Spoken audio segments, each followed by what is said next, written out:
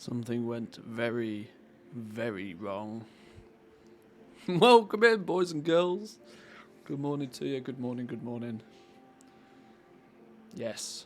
Somebody got themselves a present this morning.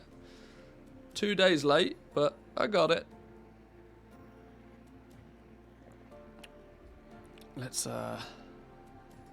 switch that over. Oh! Hang on. Professional streamer.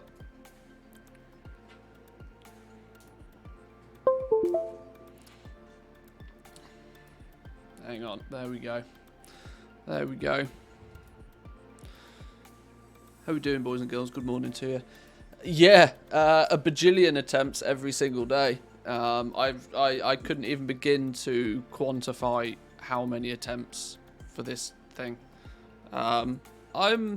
You know what's funny is one thing I was going to talk about today was the fact that Blizzard there was a blue post that went out by Blizzard stating that this thing is too difficult to get. So of course I then go and get it, which will ultimately mean it will be diminished. They'll probably nerf it into the ground. For rough mathematical numbers for attempts.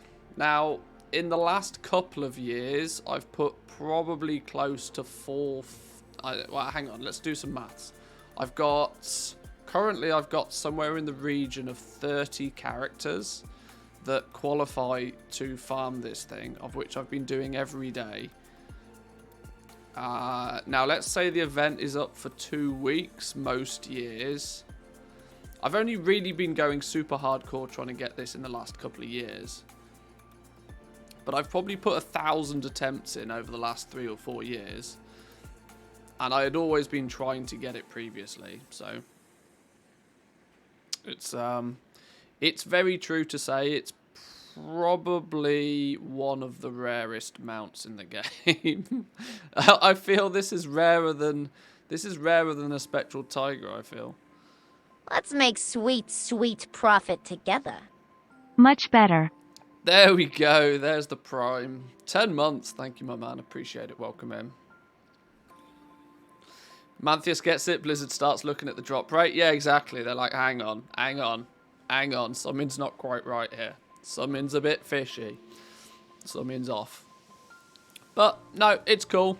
It will now, weirdly, right, it's probably now going to be our #1 mount. Just on rarity alone. I can piss people off every time I mount on it, which is the purpose of having these fancy mounts, right? Surely. But it's fun. Reset day. Last reset day before patch 9.2. Do we have a drop reaction? No, because pre-coffee, this dropped for me earlier today. I think I screenshotted it. Did I screenshot it?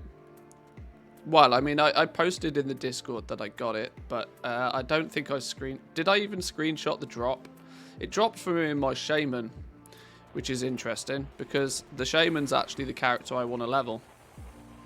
So, it was almost fate.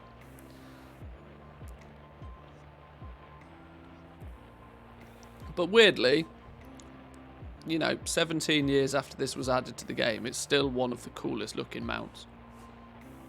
The fire coming out the back of it's quite cool. But yeah, this was actually kind of my plan for today, was to farm this thing. Well, I guess that's not happening, is it? It's always going to be the love rocket. Oh yeah, absolutely. I don't know what do they call it nowadays. It's the X51 Heartbreaker. What dumb name. Actual dumb name. I guess what we're going to do today then is we're probably going to maybe take a little bit of a look at the PTR. I did see the PTR updated. We should probably check. Has there been a PTR update? 14th of the 2nd was the latest. Okay, so 2 days ago they did update the PTR. On a Monday? Really? Ooh. Okay. Well, I didn't notice anything different on it yesterday. Let's maybe do just real quick. How do I do this? Comparison between builds. Diff builds. I want to see what is the difference between what came out compiled on the 14th, detected today. So what's the difference between this one? Click on the row of the old build. What's the difference between the old one and the new one?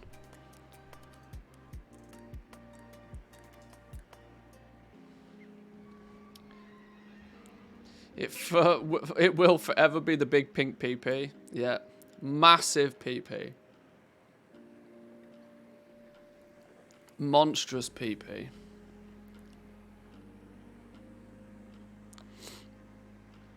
Yeah, it would be nice to have got it on stream, considering the amount of hours we've put in to try and get this thing. But, you know, that's kind of the way it goes, isn't it? It will always drop for you when nobody's looking. Is this actually going to generate a build for us? I want to see what's changed.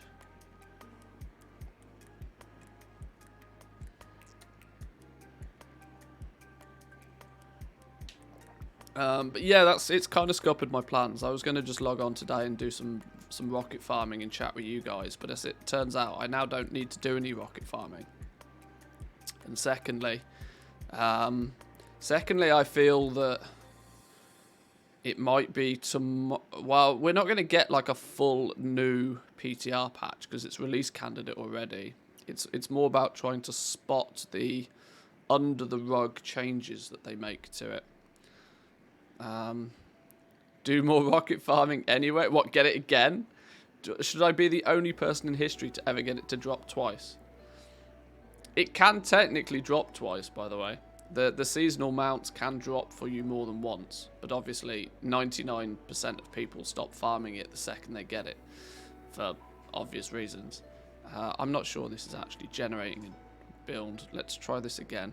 Oh, it might take up to a minute to generate. Oh.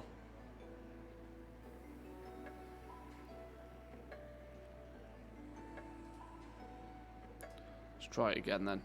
Old one, new one. Let's just leave it to do its thing. Find a good love token farm.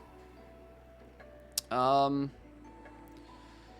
I wonder what's going on with the price of those Lovebirds actually. Get it on the US account. That's true. We could. Yeah. I think my one and only character does qualify on my US account. What's the name of the stupid bird thing? Swift Love Strider? Is that what it's called? Swift Lovebird, that's the one.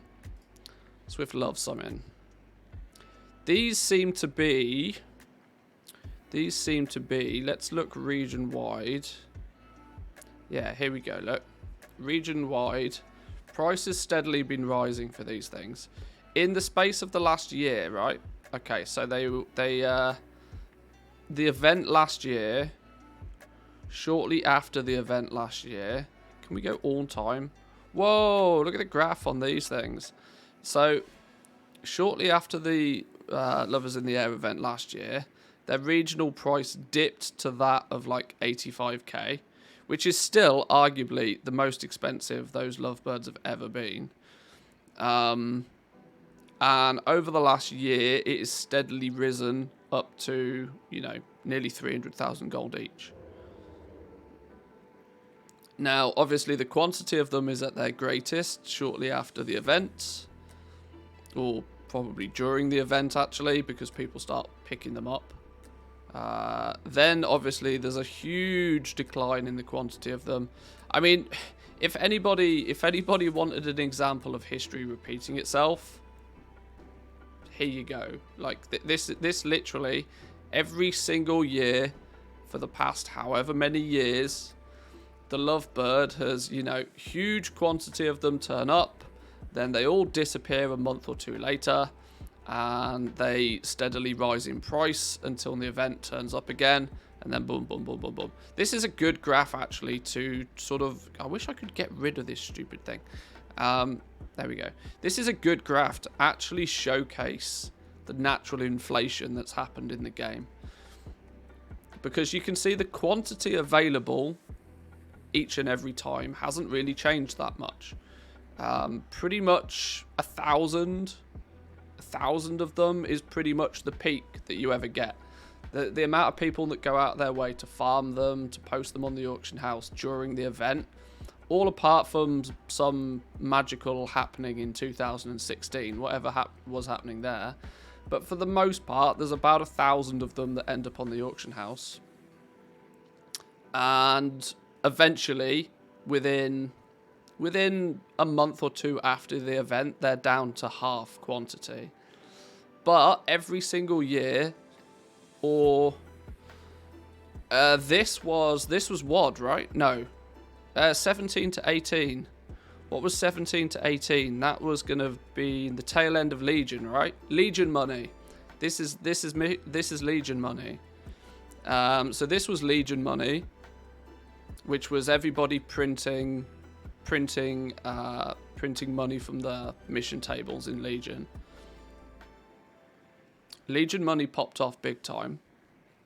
Then we went into BFA, and we had a couple of years of BFA where, you know, the value didn't go quite as high. But look what's happened now. Now the player base has dwindled. The player base has dwindled, and there's probably the people that have enough gold to be buying and selling and relisting and stocking these Lovebirds are the ones that have lots of gold. So you can see that the kind of inflation's gone up. Now, interestingly, it's going to surprise me just to see what they drop to. I've still got a couple of Lovebirds in my bank actually that I bought a year or two ago. I can't remember. But I bought them for like 17k, I think 17, 18k a piece. And if I was religious about listing them on the auction house, I would probably 5 to 10x my gold on them. But yeah, good example of a seasonal mount, and more importantly, a good example of how the wealth and inflation has been throughout the expansions. Took a tip from Zanzafal's stream yesterday, bought a few of the pets from the current raid. Yeah, that's usually a thing. Like, the second people leave the... It's often 50-50 with those, but as long as you don't have to pay too much for them, it's not a bad suggestion. Because, yeah, as soon as people stop raiding that as the current content and stop running, you know, like LFR, for example, every week, there's a huge drop in the supply of pets. So, but yeah, that's quite interesting. Has our thing done? I don't think this is working. This isn't doing stuff. Can we? Okay.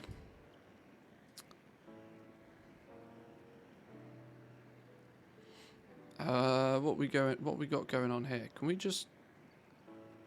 I can never remember how to use this website properly.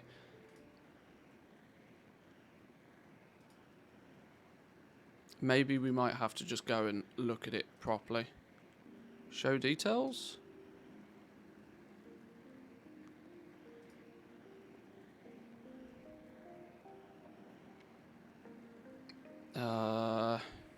Yeah, there's way too many numbers. Build config, show. Way too many numbers that I don't understand.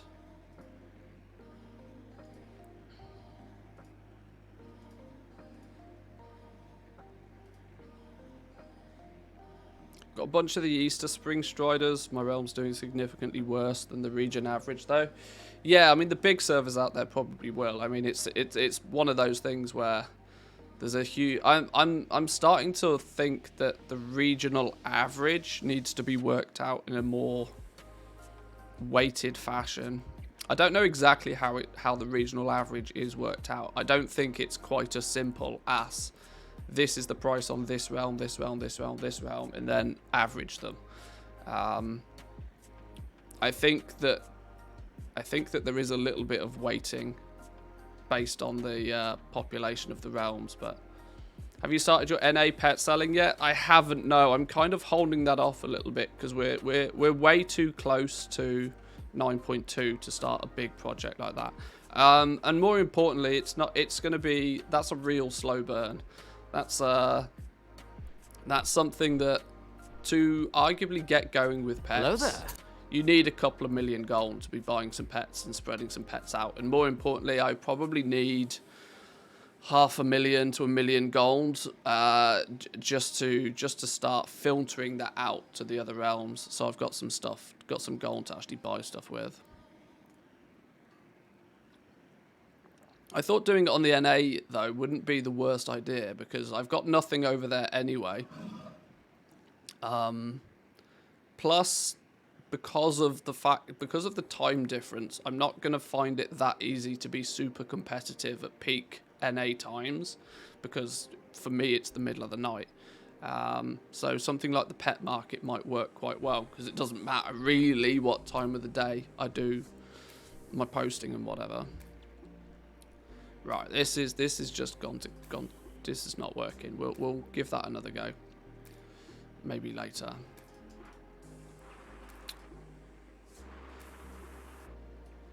I might just jump on the PTR then. We might just jump on the PTR, see if there's anything there.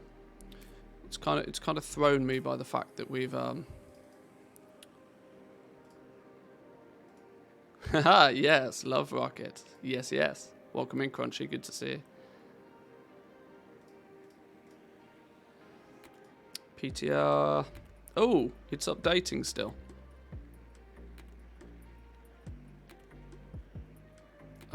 Why paused? Go. Do all the things. I don't pay for stupid good internet for no reason.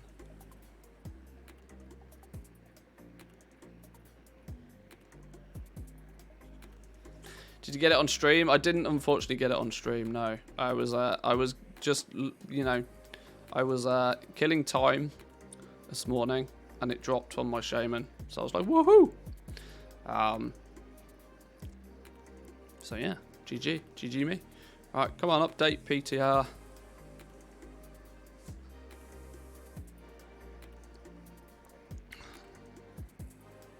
Nice. Right, well, apparently that's going to take its time to do that.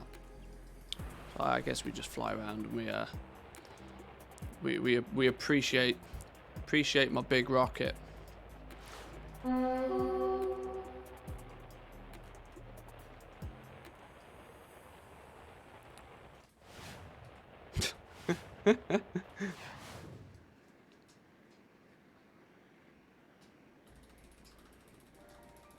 I'm so immature. Do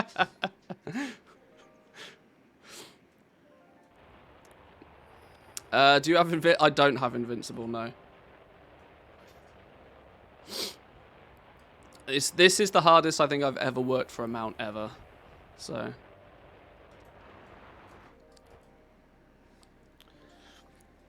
come on, PTR. Why are you not updating? Are you not updating because I'm already logged into the game?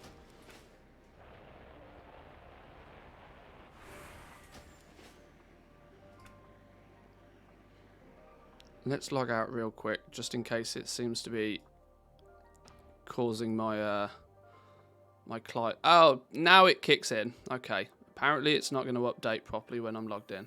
Sure. We might drop a few frames once this downloads. Oh, or not. God bless fiber internet. Boom! PTR. Go gadget.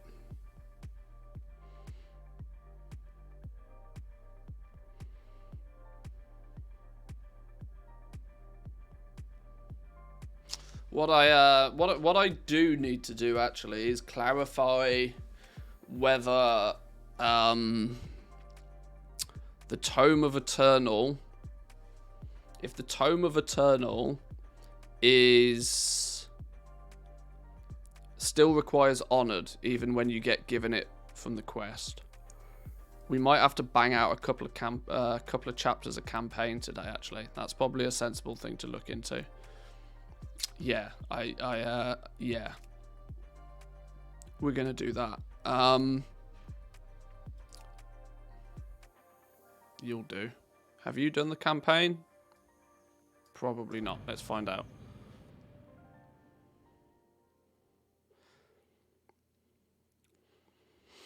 Be nice taking a little bit of a break from WoW, playing some Lost Ark. That's pretty casual, not knowing how inefficient I am. So I mean, sometimes there's a definite bonus to just not knowing everything that a game has to offer. Yeah. How much do you pay for your internet and what speed do they say it is? I think it's 1,000 up, 1,000 down. But it's like 60, 70 euros a month.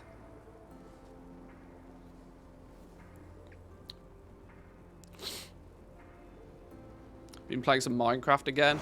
I mean, I'm absolutely itching to play City Skylines. I've been teasing it for a little while now. And I am absolutely desperate to play it. Oh, what's going on here? This character's... Okay, I think we need to bring a new character to the PTR. Because this chapter progress thing seems to be all a bit funky-dunky. Okay, let's drag a new character into the PTR. Because I think these existing ones are going to not necessarily be a good representation. Let's copy character. Let's bring in... do we maybe bring in... We could bring in this dude, I suppose.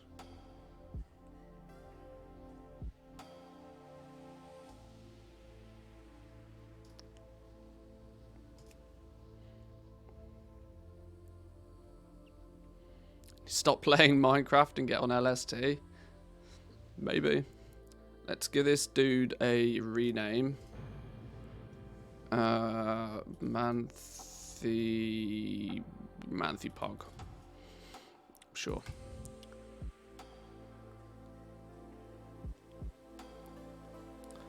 For Americans, that's cheap. Well, yeah, probably. But I mean, you got to remember, I live in Finland. One of the most technologically advanced countries in the world. Compared to America, they're in a different light year. What did you say the speed and price was? Well, it's definitely 1,000 down, and it's it might be 1,000 up as well. I remember when we got it, I got it specifically for the fact that I needed super duper fast upload. Everybody offers fast download, but it was upload that I wanted to be fast. For the purpose of, you know, uploading large YouTube videos and streaming and, you know, all of the above.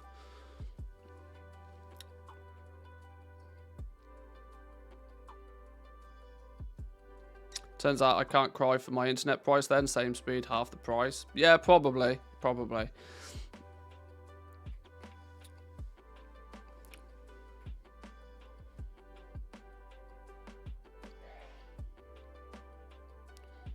Thousand down, 30. Yeah. See, download speeds are much easier for internet providers to actually, you know, give you a lot.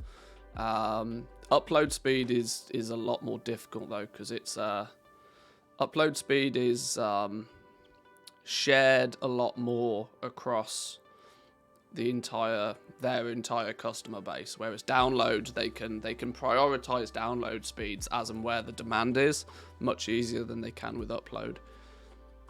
Which is why you tend to get much faster downloads than you do upload. 500, and it's technically free with the apartment. It's not bad. Can't complain about that.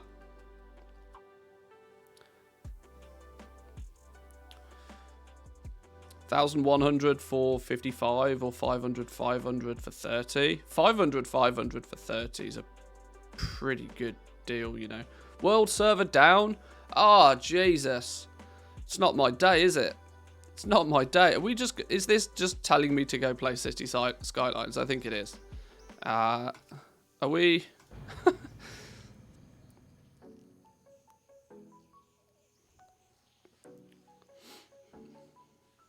It's not so much a matter of difficulty. It's mostly that most people don't need upload as much, so the providers prioritize download.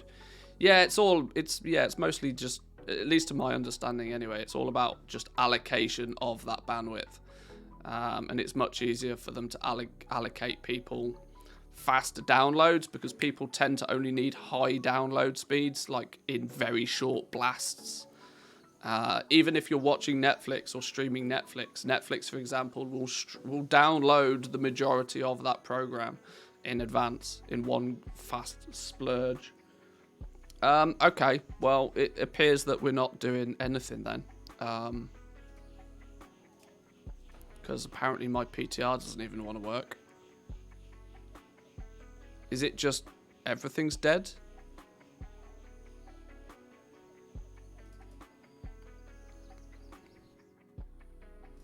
Try once more. Still happening. Some dude bought a rank 1 through to rank 4 unbehind vest. Baffling. Actually baffling. It is quite ridiculous that some people still do that. But I mean, as I've said, as I've said for the longest of time, the legendary system is not intuitive at all. It's super not intuitive. What's the opposite of intuitive? Not intuitive doesn't sound right. It's not like English is my first language or anything. Unintuitive? That sounds about right. That's probably the word. I bet all rank 5 sales are from people. You're probably right, actually. Yeah, I would imagine the only time you sell rank 5s is to people that just do not know that you can skip ranks. And that I feel for those people, because they've probably spent 5 or 6 times more on their legendaries than they probably would actually have to. Because what's an average rank 6? We're going to say 75k is the average price for a rank 6 right now. A rank 5 is probably 55k. A rank 4 is probably 30k. If you total up everything that they've bought, ranks 1 through till 5, it is probably double, if not triple, the cost of just buying a rank 6. Right. This is not working, is it?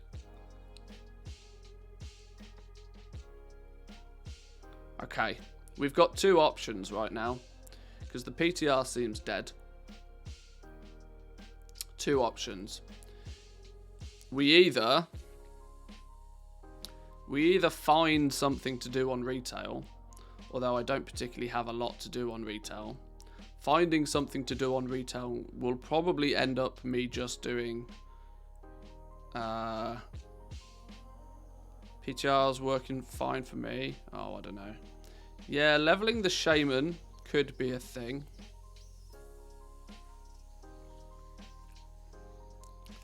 Okay, right. Well, screw you, PTR. We tried.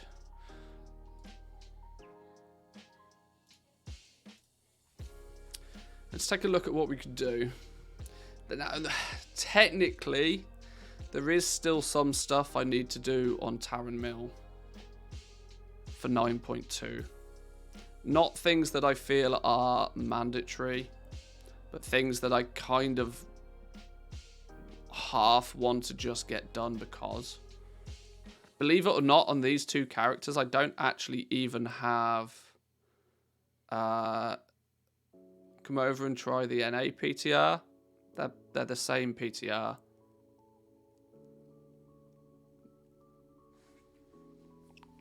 Let's go get you Keystone. No, I don't even want to. As much as that would be lovely, I don't want to waste people's time getting me. I think I don't even think some of these characters have all of the patterns that they need. So maybe we'll take a little bit of a look at this. Keystone Masters are 15. I think so. I see. I don't know. I don't know. I'm going to be honest. Doing the same dungeon just on ever increasing difficulty doesn't float my boat. If I had a close group of mates that I was doing it with, that would be sensible. But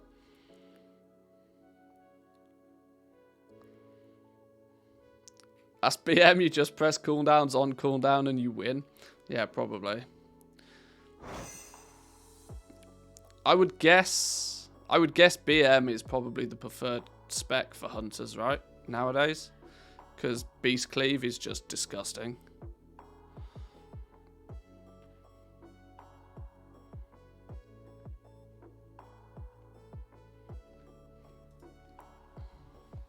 I would guess.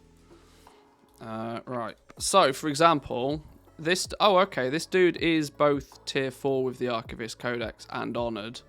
So he should have all of the patterns and stuff.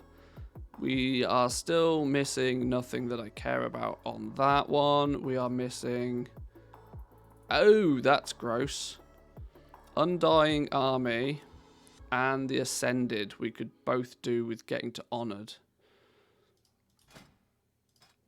Maybe we can just put an hour, you know, do what I suggest people do, you know, spend an hour on goal making and do something that's long-term constructive for your account. Where's my reputation with? So we need the Ascended. We are friendly. We are not far away on with those guys. And the Undying Army. We are already honoured with the Undying Army. Oh, well there we go. Let's go get that then. Well, that's an easy fix. What's the callings today? Maybe we might get lucky and be able to bang out some Bastion rep.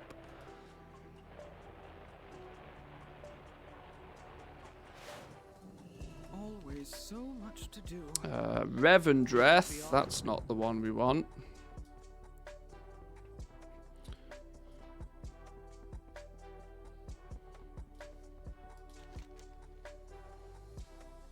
Where's the third calling? It's probably hiding outside, isn't it?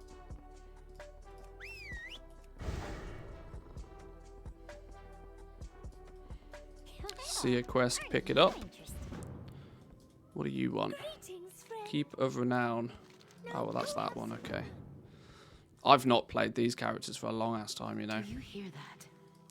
Take a spider. Our spirits. I trust your hunt goes well. Ardenweld. Boo. That's not the one we want. Roots run deep. Where's me last calling?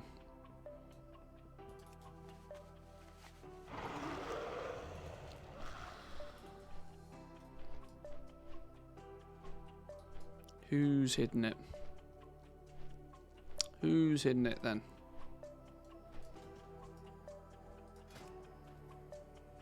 Oh no, I've got too many companions.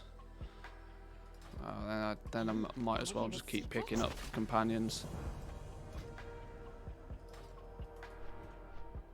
Here's the last one. What are you going to give me? Moldraxus. Wow, okay. Damn.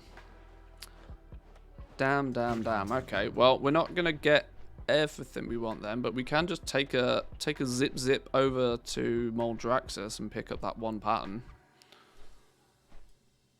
That's 50% done. Where's me Flight Master? There we go. Quartermaster's at Theatre of Pain, I think, if I remember right.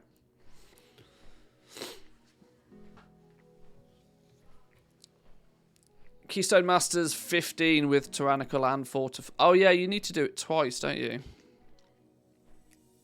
Yeah, I mean, I couldn't care less about things like that, unfortunately.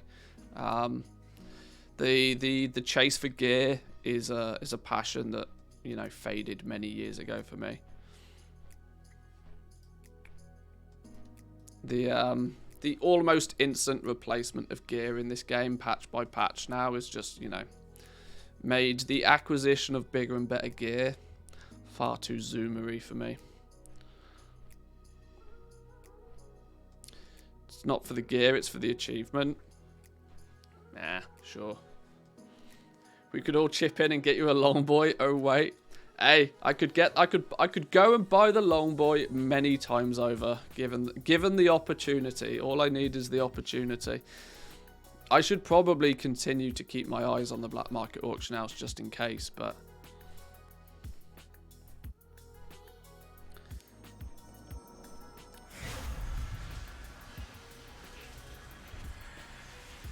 Yeah, maybe.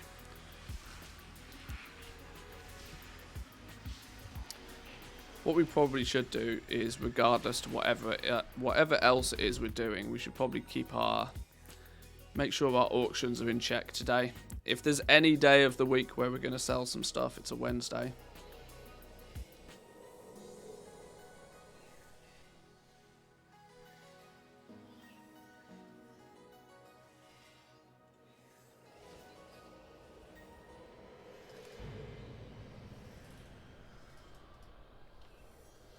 Tell you what, while we're flying, I'm going to go grab a drink as well. Back in 2.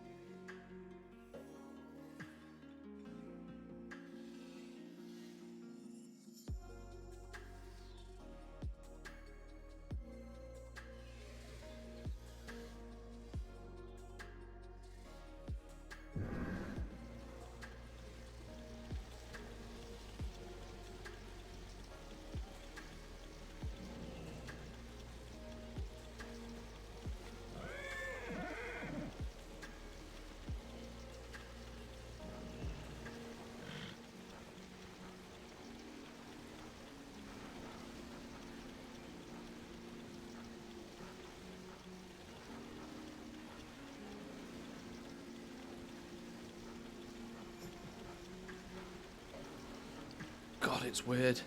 Get downstairs and my wife is in a meeting, and she's speaking Swedish. Ugh.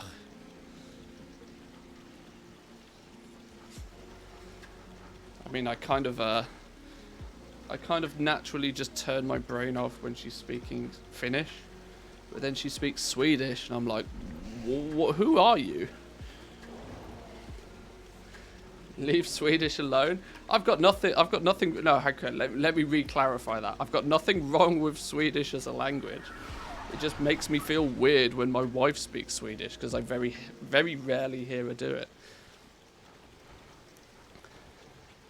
She speaks obviously Finnish. I mean, we live in Finland. She speaks Finnish all the time, and we speak English. But when she starts speaking Swedish, it's like, who are you?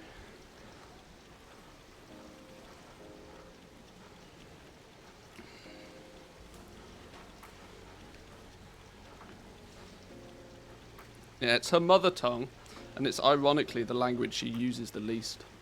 It's kind of quite funny. It's funny to me anyway. Funny to this scumbag that can only speak one language. Right, are you going to give me the... What did we need from over here? We needed some pattern for something, didn't we? It was this. Shadow Steel Pauldrons. It says... Oh, okay. Known by this person on this thing. That's not very helpful. That's an entirely different realm.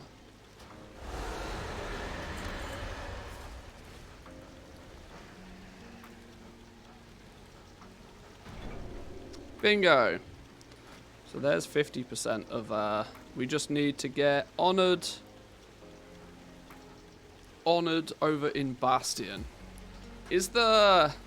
How do you grind rep nowadays? If you're not... How do you rep... I genuinely don't even know.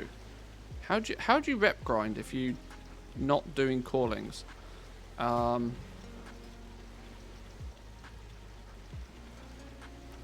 Just by world quests? Yeah. What are we? We're nearly 4,000 out of 6,000. Let's throw that as an experience bar up here. World quest, mission table, yeah. Let's take a look what's going on over here. There's a world quest over there. Do I really... I mean, I suppose if it's a world quest that gives us a bonus world quest, bonus rep token, why not? Let's go get that done.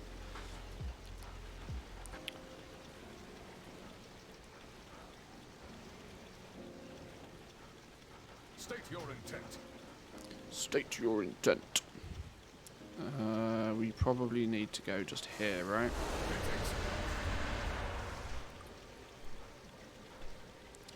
Got exalted on 3 alts just for mission tables. See if I was actually proactive enough to set up the mission tables on these, you know, bonus realms, then sure.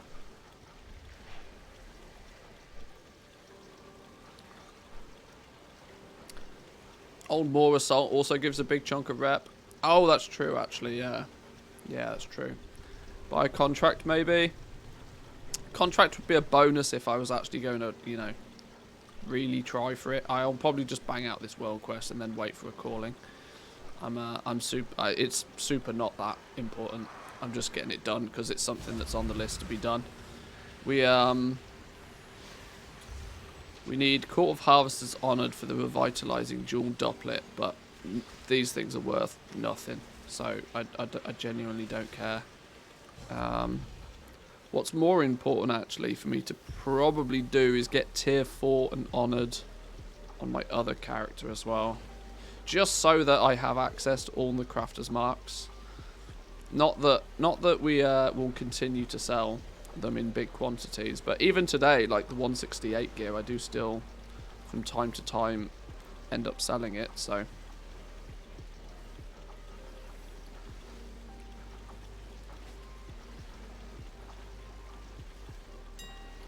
oh, I've just remembered. System.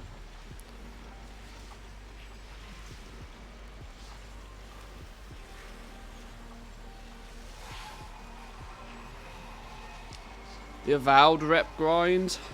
Yeah, I do technically need to do that as well on my main character.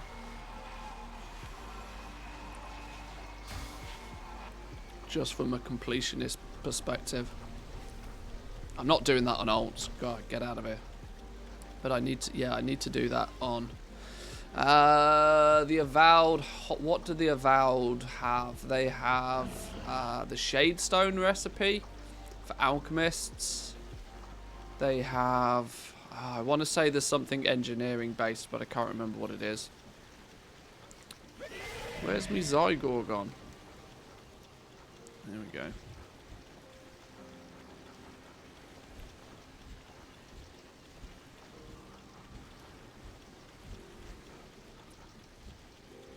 What are we selling? We sold some Umberhide treads already this morning. 70k, that'll do. Let's do a quick cancel scan while we're here. Kind of profit margin you're getting on 168s compared to 200s. I'm considering whether to stop making 200s and 230s in 9.2. I mean, my profit margin on 168s when I sell them is ludicrous.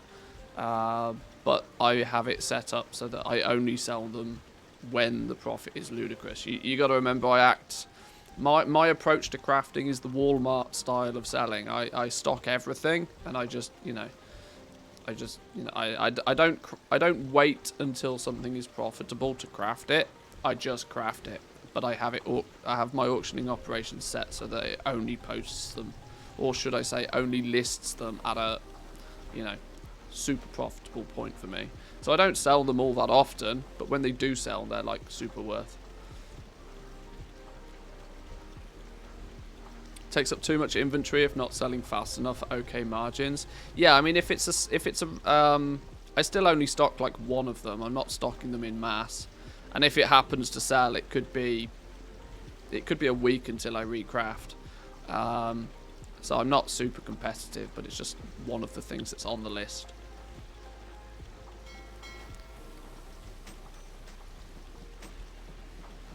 Normal and heroic dungeons give Avowed rep, I think. Yeah, the ones in Revendreth, I think, do.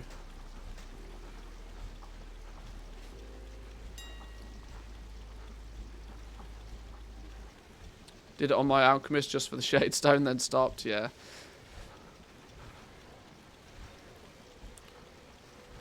It's the problem. 117s. If market price is below my minimum, they get stuck in my bags. I think I have mine set so that, yeah, you can see here, this is a legendary, but in many cases I have it set so that if it goes below my minimum, it posts it at normal. Just so that it keeps them out of my bags. And yeah, sure, you're losing gold on deposit fees and whatever, but I'm not cancel scanning on them, so it doesn't make too much of a difference to me.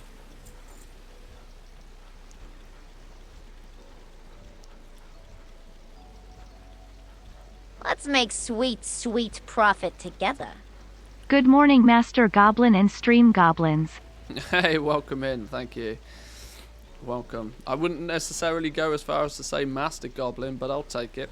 Thank you, thank you. Appreciate the sub. Tier 1. Oh, you put money. You pull money out of your pocket. Tier 1 sub. Love it. Thank you. 2-month streak. GG. Anybody got those Bezos bucks out there that they want to throw my way? I'm more than willing to take them off your hands. Get those Twitch primes on the go.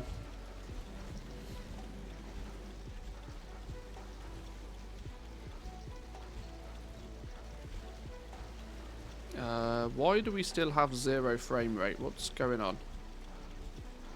Didn't I just change all my settings to make it better? Turned off ray tracing. Dropped this down a bit. Oh fuck it, I don't care. I don't need graphics. I'm a frame rate kind of guy. Left the miner on? No, that's not running currently. There we go. Solid 60.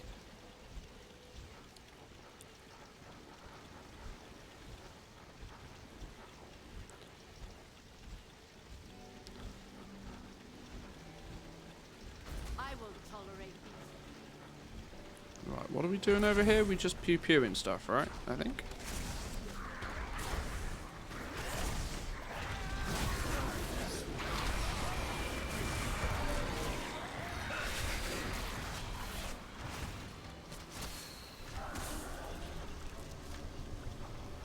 Yeah, this is just a simple pew-pew all the stuff quest. That's fine.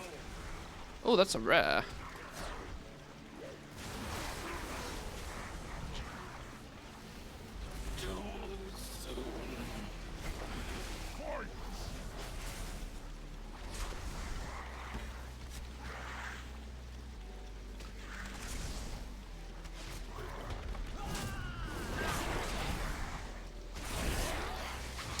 Yeah, I was quite pleased with, I mean, albeit limited, but I was quite pleased with the feedback I got on yesterday's video for the Pog Essence. I know it was a kind of a weird video because it felt like I just rambled for 15 minutes, but it's been, the Pog Essence situation has been kind of frustrating because, for me personally anyway, I tend to do a lot of testing before content goes live so that I feel that I have a good understanding of materials and potential prices and the markets before they go live. Pog Essence though, I literally, however hard I try, just cannot get my head around it. Although all my instincts are saying that it's going to be an incredibly volatile price on them. So much so that I worry about buying them in the first week or so. Simply because the market will flip-flop on its head so quickly. And I worry greatly that those that try and buy these Progenitor Essentias the first week are running the risk of either Blizzard making a dramatic change because they see the drop rate to be too low. What's going on here? Yeah, there feels like it's super risky. Corthite crystals were quite calculated, believe it or not.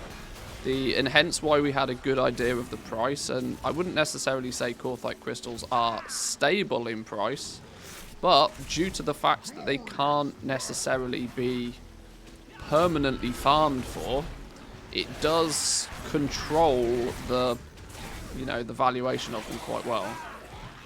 Pog Essence, though, is going to be an absolute clusterfuck shit show, I think. They'll be super duper mega expensive in the first week or so, because purely on the basis that they're rare. But all that will do is incentivize people to farm for them 24/7. Fishing bots will start, you know, turning up, and farming bots will start turning up, and that will just, you know, tank the price overnight. Now, if you're somebody that's buying them speculatively, that's a hard word to say in the morning. If you're somebody that's buying them in preparation for, or to have plenty of them to sell your rank 7s or your crafters marks when you get access to the patterns, you run a monstrous risk that the price just tanks almost overnight. Because needing only one of them to craft a single item and needing only 2 of them to craft a legendary makes them very risky. Very risky. Going to be watching the NA. Yes. Not that I yeah, not that everything always repeats itself, but this is one advantage that we will have, like seeing what happens on the NA realms next Tuesday, because of course they get the patch a day before us. Keeping an eye on that might be sensible.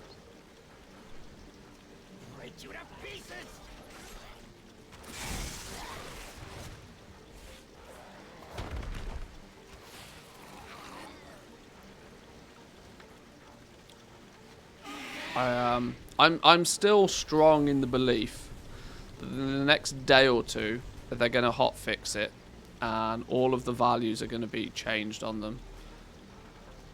Is my belief. We got up to 4,200.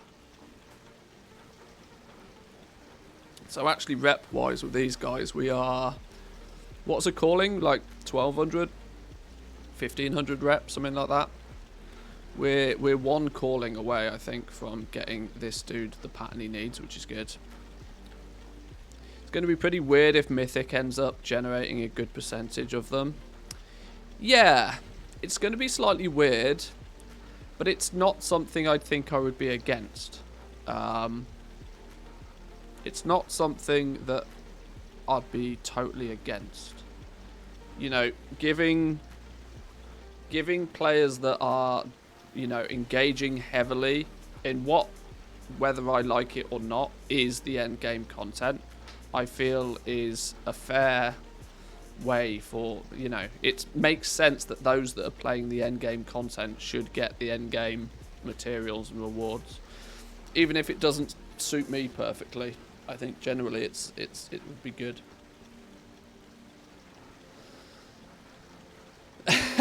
Blizzard's just waiting for you to upload the video on Pog Essences.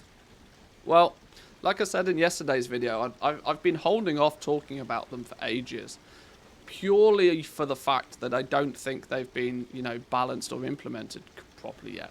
But I mean, there's 6 days, 6 days until the patch goes live at this point. They haven't got much time left, and this is the big concern that I said this in Zanzaful's stream as well the other day, that my greatest concern, and I think Wu pointed this out first, is that they don't change it and they don't do anything and they hotfix it in the live version of the game. That to me is the worst case scenario, that they don't realize it's a problem until it goes live and then have to hotfix drop rates or hotfix the quantity of them needed on the patterns or something. But one thing I can say for sure, is that if they are left exactly the way that they are currently, it nerfs the living crap out of the legendary system, which will make the legendary market a real sort of flash in the pan thing for 9.2. And let me explain why I think that. Actually, I should back this up with some numbers, because otherwise it's just, you know, speculation. If we look, I'm going to take leatherwork. In fact, no, I'm going to take we're going to take we'll go in the middle. We'll take plate. We'll take plate. Let me go big screen on this. On the basis that a Pog Essence is rare and it costs roughly 10,000 gold each. My spreadsheet is entirely set up for the purpose of as it is right now on the PTR. If a vestige takes 2 Pog Essences to craft, gives you +3 ranks, and we see the Pog Essences ending up being 10,000 gold apiece. Even at 10,000 gold apiece, your new vestige comes in considerably cheaper than what most people are able to get a +2 vestige for right now. Which means, if we take a little look at what it costs to craft certain items, you can see that very quickly crafting, say for example rank 6s, the cheapest way to craft almost everything becomes using the base pattern plus the new vestige. You know, so look at the difference between option 1 here is the cost of crafting a 262 the way that we do it now. So you take a rank 4 pattern and you add a +2 to it. It becomes 25% cheaper using the new vestige. And this is still with the emphasis on Pog Essence being 10,000 gold apiece. 10,000 gold apiece is week 1 prices. What happens to the Pog Essence when people get their fishing bots on the go? Those fishing bots that will be fishing 24 hours a day, and in 24 hours of fishing will probably acquire, let's just say they get 1 an hour. That one fishing bot will generate 24 progenitor essentia in a day, enough to make 12 vestiges, and they'll dump them on the auction house for as cheap as they can, and it'll eventually mean that your Pog Essence ends up, let's say Pog Essence then ends up eventually by the time that they get flooded on the market, let's say they even go down to 1,000 gold each, which is still technically more than a Korthite crystal right now. But because people can farm them 24 hours a day, eventually that might happen, and probably will happen. What that then does to the cost of your legendaries, your Vestige of Eternal is then 5,000 gold to craft. So cheap, it's unreal. You could then craft a rank 6. You could be crafting rank 6s for like pennies. Literally pennies. Look at the price of crafting a rank 6 in its normal fashion. 42,000 gold. That's why a rank 6 is between 50 and 60k right now. That would then have a 75% reduction on price if you're crafting it with a rank 3 plus a 3. It could have huge implications.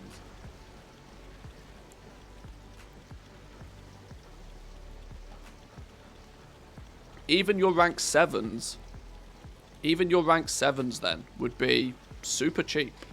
Rank 7s would be the most expensive rank 7 plate, would then end up being like 20-25k. The entire legendary system will just get nerfed into the ground very, very quickly if it stays the way that it is right now. And that might be their intention. This is the problem. We don't know. We don't know. That might very well be their intention. They might deliberately want these progenitor essentias to be super rare the first couple of weeks when everybody wants their rank 7s. But they then may want the market to completely tank. So that, you know, by the end of the patch, by the end of the expansion, everybody can basically, at this price, everybody can basically have whichever rank 7s they want without, you know, it being a dramatic cost to people. Maybe Blizzard wants to make the price on the legendaries a lot lower as people complain about the high price. Yeah, I mean, there was a thread that popped up on the WoW Economy subreddit stating that, you know, their perspective on gold has changed dramatically because of legendaries. They used to be super excited about, you know, opening the mailbox and finding 40,000 gold in it. Whereas now, if they open the mailbox and there's less than 500,000, it's like a bad day in the office. Your perspective of gold very quickly changes when you get deep into legendaries, because you're just dealing with astronomical numbers. But all in all, the way that it appears right now is that, and the problem is what the last thing you want, when you're crafting items that are this valuable is a single material that is super volatile, because it then becomes a race to get your Pog essences as cheap as possible. It's not actually very good for the market. This is why Corthite crystals, as kind of frustrating as Corthite crystals have been for most people, Corthite crystals are actually incredibly well balanced. Because Blizzard strangled very tightly the supply of them. Meaning that when the supply is very limited and very controlled, you see a far more steady and a much more stable market for them.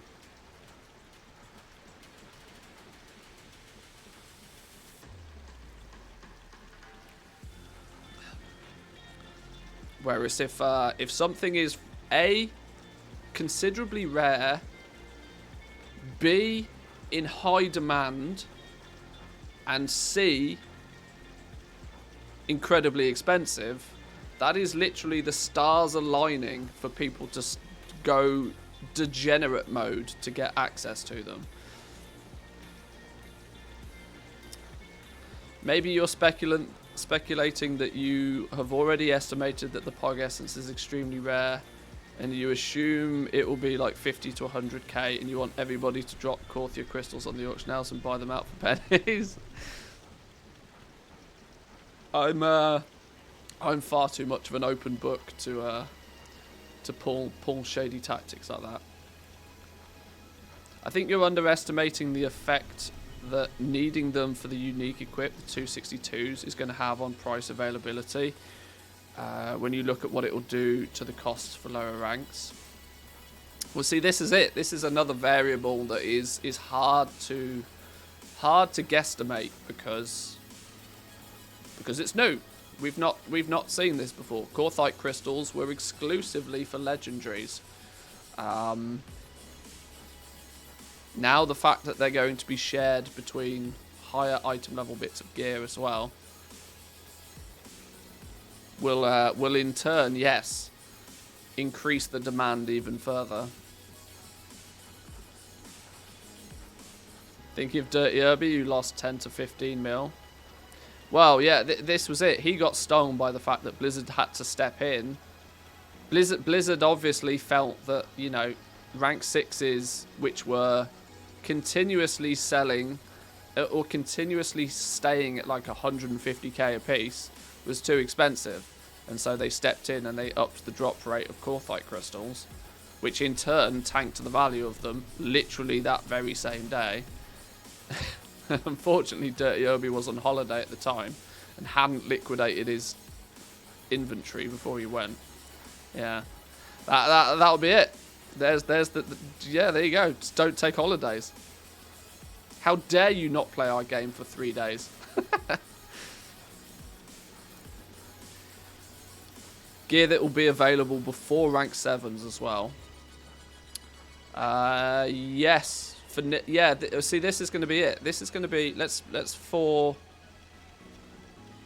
we can, hey, guess what? We got a notepad opportunity here, look. We got a notepad opportunity.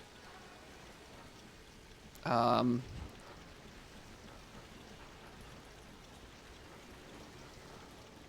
Essence. Day in the life of a crafter.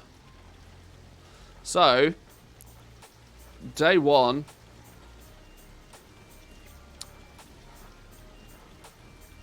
Day 1 Pog Essence, what do we know about it? Well, it's going to be super rare, super expensive, but 0 demand. We know there'll be 0 demand because they'll start appearing, they'll start landing on the auction house, but it is not actually a material. It's not a material until people get access to the patterns. The earliest, the absolute earliest that I see there being a demand, a true demand, and I'm not talking about speculative demand, because there's not actually going to be true demand for them until people can craft with them, which we suspect is going to be the first reset. So, day 7, well, I'm going to go day 6/7. We will see. We know we're talking about Pog Essence. We don't need this bit. Less super rare, as many will have, hit the auction house with there being no demand for. They will still be then expensive,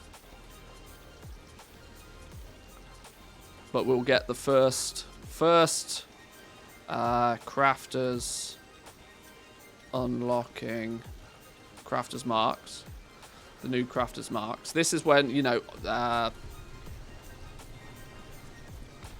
gonna need to be honored. It's speculatively day 6 or 7 you'll start seeing this. Certainly by day 10, many people. So we'll do a day 10. At this point, because some people will have been buying them and using them, they'll probably be super rare again. They will then be super expensive again, because there'll be people buying them, turning them into bits of gear, and just absolutely cash carrying the living fuck out of that gear to begin with. We will then see supply and demand both in place. With the addition, I would say, with the addition here of that you are now going to see many more players unlocking crafters marks. So your day 6 and 7 is going to literally be your first blast of people unlocking the new crafters marks. The very, very few. By day 10 though, you'll start to see a bunch of people buying and selling them on your auction house. The price of them will start coming down, all this sort of jazz. It's not going to be until day 14, where day 14 is rank 7 day. So as you can see, there's a strong chance that there's going to be the best part of a week worth of demand for these Pog Essences before rank 7s even can be crafted. Now, in the past, with Corthite crystals, for example, with Corthite crystals, there was 0 demand until you could make rank 6s, or rank 5s, sorry. There was and let's also not forget, with Corthite crystals in 9.1, the bottleneck was the soul cinders. What we don't see this time is there being a bottleneck. There almost isn't a bottleneck, because the cosmic flux doesn't appear to be a bottleneck. Meaning, the second people can craft them, people will want them. There's no buffer here. With Corthite crystals and in patch 9.1, there was a buffer. People could craft rank 5s and rank 6s way before people actually had the resources to craft, to actually make their legendary out of them. So there was kind of this buffer period, this period of time where you could craft them, you could try and sell them, but there wasn't so many people buying them simply for the reason of that, nobody could then take that base item and turn it into their actual legendary yet, because they were limited by another resource. This time, not so much. Not so much. So day 14 becomes rank 7 day. This is when people all do their campaign quest. This will be the chapter 5 of the campaign. People will get their Tome of Origins. They'll start being able to craft the rank 7 base items. Now it's at this point we will probably still find that the availability of them is still going to be super rare. Now the price, you see, what we don't know based on the rarity side of things is just at what point will people start going out of their way to try and farm these things. I would imagine between this period, I'm going to say in the middle here somewhere, farmers start to pay attention. Farmers will start paying attention. Farmers will start working out, well, how can I get as many of these as possible? You'll start seeing the bots kick in for them, I would imagine. You may not necessarily see that so much at the beginning, simply because, the demand won't be there for them. They'll be listed, there'll be a few of them, sure, but people won't really know what's going on with them. Yeah, this is kind of the point when people start, because it will be on day 6 or 7, the very day, I guarantee this, the very day that people unlock the crafter's marks will be the very day that Pog Essence will just disappear. Your auction house will get cleaned out. Actually cleaned out. Doesn't matter what the price is at that point, it will get cleaned out. Any that are on the auction house and available when people get the crafter's marks will just get hoovered up. Completely sucked up. That will then, trigger this, I think. This will be, right, okay, now people are like, oh, shit, we need to work out how we can get these. And that's all before, this is all a week before anybody can even craft a rank 7. Now, if you are a legendary crafter and you're planning ahead for this day, you need to be aware of this, because you are probably going to need to try and start buying some of these before day 14, because otherwise there'll be nothing to craft with.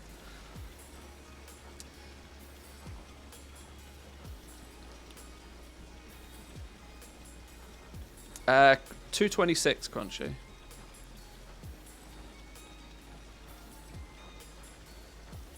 I think the answer, I think we need to answer the question of how much are we going to pay for a Pog Essence, 20k, 30k, etc. Well, this is it. This is it. Somebody out there might be more than willing to spend 30k on every single one of these and start buying them up in the first few days at 30k a piece. But let's not forget what happens if halfway through your, if you keep buying them and you've spent 10 million gold getting them, and you've been spending 20 or 30k on them, and then the farmers start paying attention, and then the supply of them far outstrips the quantity of them that you're able to keep buying at that price. This is what you got to be careful for. This is why it's a bit of a conundrum. A bit of a conundrum. How long does it take to unlock flying? I believe flying happens on day 14. I think flying is same as rank 7 day. I think there's 2 weeks where we're grounded. I can't remember exactly. There's a once again it's locked behind. Flying is locked behind campaign progress. Although they've kind of tried to distract you with it being an achievement, one of the sub-categories of that achievement is doing a chapter of the campaign. I can't remember which one it is, though. Flying, though, will also, you know, have a difference, because when people get to be able to fly, then the farmers really kick into high gear, and then the supply of them will spike considerably. Did we conclude that progressing the Cocoa Pop tree would improve the Pog Essence drop rate or not? For my testing, it doesn't make a blind bit of difference. But the problem is that the quantity that you get is so minimal that it might be buffing your ability to get them by 30%. But, you know, that even with a 30% buff, you are still maybe not going to get one within those 15 minutes. This is the problem. Only recently did I start tracking my farming on the PTR. I did 3 separate runs. I know this is technically not even an hour's worth of farming, but I've done more than this. I just hadn't been tracking it. But all of this was with the buff. And in 45 minutes of farming, I still only got 1. And I think that was actually, you know, I think that's higher than average. I don't, even with the buff, I don't expect to get any, which I think is a problem. And this is why I think all of this has to change. It's just a case of when will it change.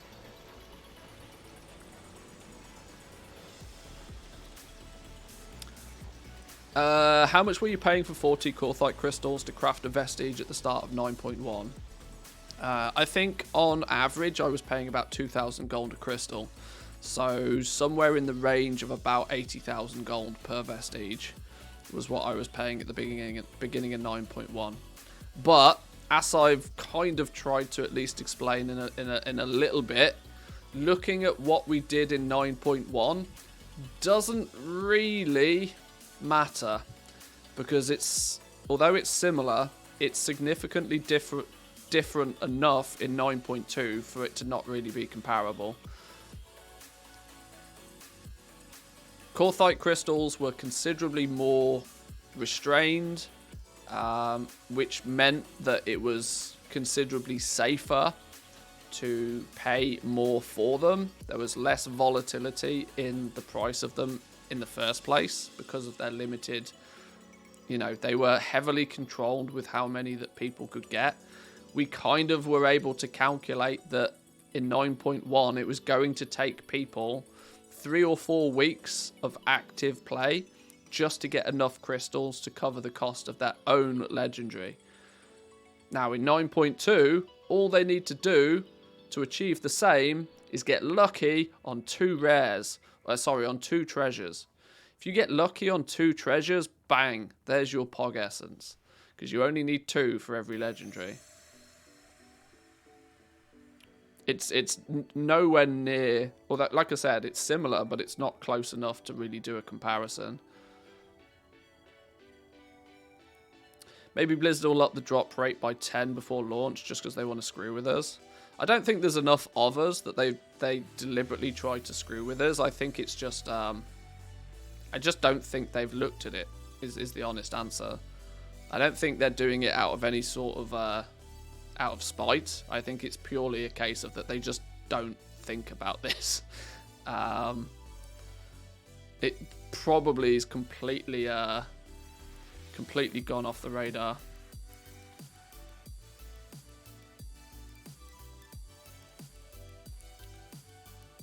No, Blizzard is pure evil. Maybe, who knows? I have a bunch of Corthite crystals. Do you think I should sell them now or wait until week 1? Sell them whenever you feel you can get the most for them. I can't honestly tell you. Just, you know, the less greedy you are, the greater chance you have of selling them at the price you want. I increasingly feel that professions lie just a little above archaeology on the priority list. Yeah, pretty much. I genuinely don't think they... Considering the fact that it was not really kept much of a secret, this whole system. The way the Pog Essence hit the PTR, what feels like months ago at this point. It's not like something that they were working on and only recently implemented it, and now they got to do some tuning on it. It's been on the PTR for ages. It very much feels like something that they just had, and they just threw it up there, and they're content with it. And probably will hot fix it and pay it some love once the game goes live, which unfortunately leaves me a little concerned for how it's going to play out. So, to put some clarity to this, what will I be doing about this? This is quite simple.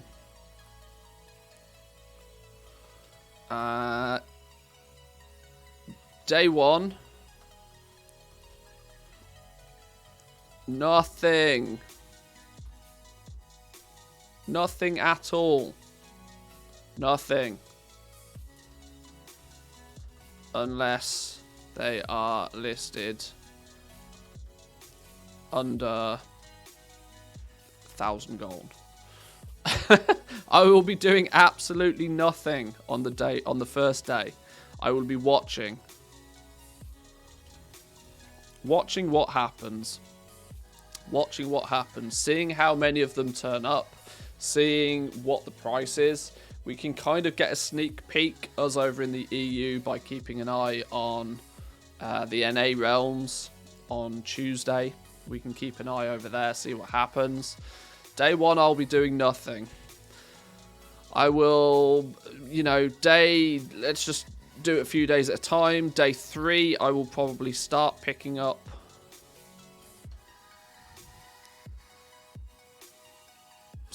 buying only when if we see them trending down.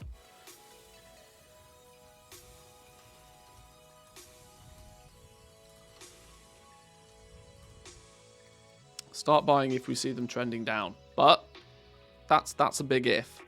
I'm not going for this race, by the way. I'm not racing to try and get crafters marks. As nice as it would be to be one of the first people, just not going to bother. Just not going to bother. Simply, it's too, for me at least, it's too much like hard work for what will be 1 or 2 quick cash cow days. I will probably unlock the crafters marks, about this time. Maybe, possibly. Not even then. I don't know. I will probably then, I think, to be honest, especially if, and there's a big if here, if we only need 2 per Lego, I'm probably not going to buy any. If it stays such that we only need 2 per legendary, I'm probably not going to buy any. I probably won't stock any before I actually need them, if it stays that we only need 2. Why? Because the chance I will still be able to buy them, for sure. If you only need such a small quantity, let's not forget that even crafting and selling, every single rank 7, there's 35 different slots. I only need 70. I only need 70 to make one of every single rank 7. I only need 70. I've got 2 weeks to find 70 of them, just to stock one of everything on the first day. Now, obviously, that's probably not a sensible use of the first 70 that you come across, but you don't actually need a lot of them. That's the point. You really don't need a lot of them. It's not like Corthite crystals where we needed 40 for every single one. This is equally why I think that they're going to buff it from 2 to like 20 or something. Last time you said not going to bother was Dark Moon cards. It was. It was. And the people that, the people that take the big risk and put in the big effort often do come out with the big reward. And I know full well that I probably should have done Dark Moon cards and then didn't. But Dark Moon cards was slightly different in terms of the fact that, you know, it kicked in from day one. There was not this kind of, you know, at least for legendaries, there's a bit of a 14-day waiting period before it really kicks into gear. And let's not forget that even then there's a limiting factor of that by day 14 it's not really all that probable that people on day 14 will be able to upgrade one of their legendaries, but they won't be upgrading two of them. Because they won't have unlocked the second legendary by this point. So they'll be, you know, even all of the demand won't kick in one go. Yeah, Dark Moon cards was one of those that you could just go ham on day one and just be set from it. But what Shadowlands mats do you think will increase, stay, drop in price? Wide question, I know. Yeah, pretty wide question. Well, the way that the zone-specific herbs and ore, I think, can only increase in price since they're not found in Zereth Mortis. Now, let me reiterate, they will increase in demand. Sorry. They will increase in demand. That doesn't necessarily mean they'll increase in price. It depends how much of a buffer there's kicking about of materials already. If there's enough of a buffer of these materials to, you know, to meet that greater demand for them, the price won't go anywhere. But there's a leatherworking was initially considered a pretty safe bet. Like heavy callous hide, for example. But of course, there are some skinning changes, which we don't totally understand how they're going to affect what's going on.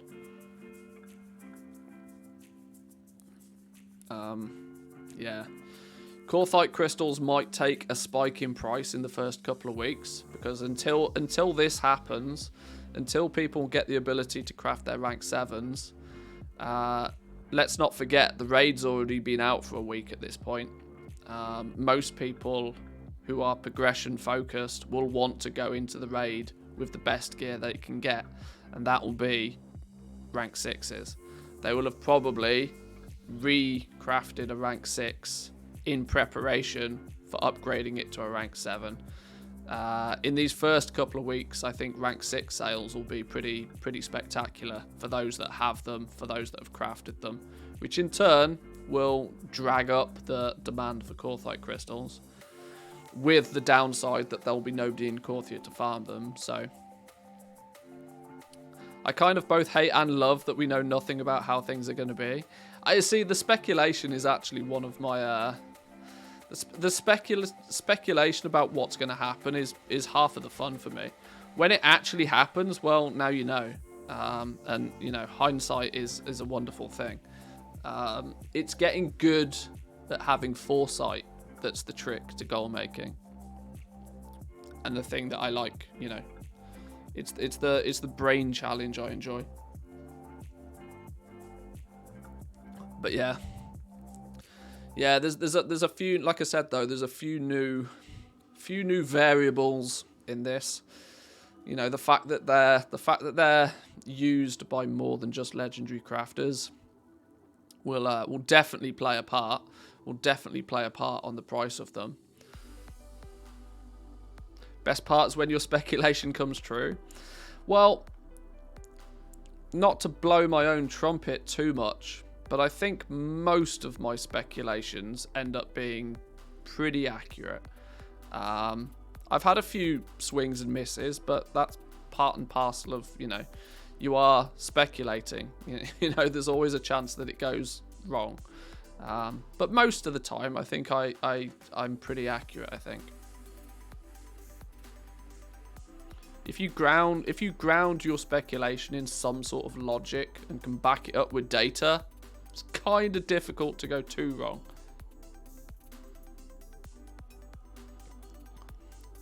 Mage Tower was a hit for some, a miss for another. Well, it was interesting that at least with where the Mage Tower was concerned, a good couple of weeks before the Mage Tower even went live, I was like, you know, get your professions in order. This gear is going to be in demand. And then boom, people made millions off the crafted gladiator gear.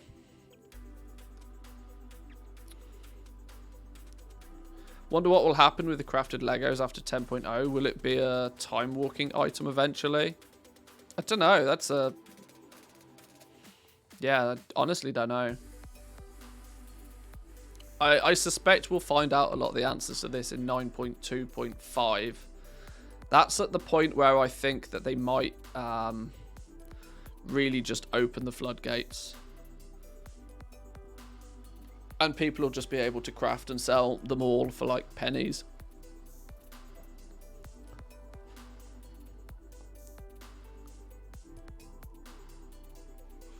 But yeah, there we go. That's kind of where I think that Pog Essence sits. And this is all based on... I should clarify. Based on today's knowledge. This is based on today's knowledge. If they, you know, if we log on to the PTR tomorrow and they've changed everything, then this can basically go in the bin. But based on today's knowledge, this is how I see it panning out.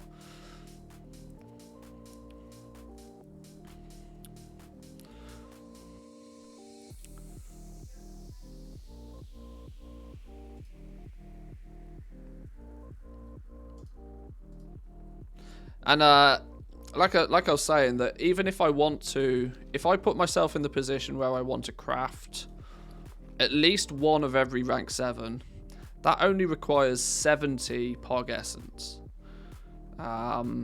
So I'd have 2 weeks to acquire at least 70 Pog Essence. Now what I would in theory want, I would probably quite like to have maybe double, if not triple that, just so I can recraft what sells.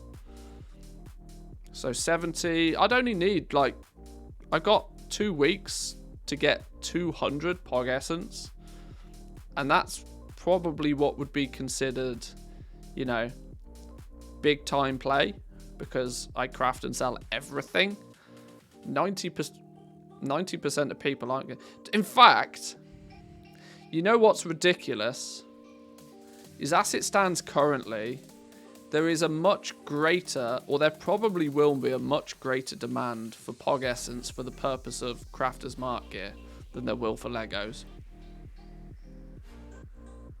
People are far more willing to buy a piece of Crafter's Mark gear. Look how many people are running around with 230, with a single 230 item level piece of gear now, but not a legendary.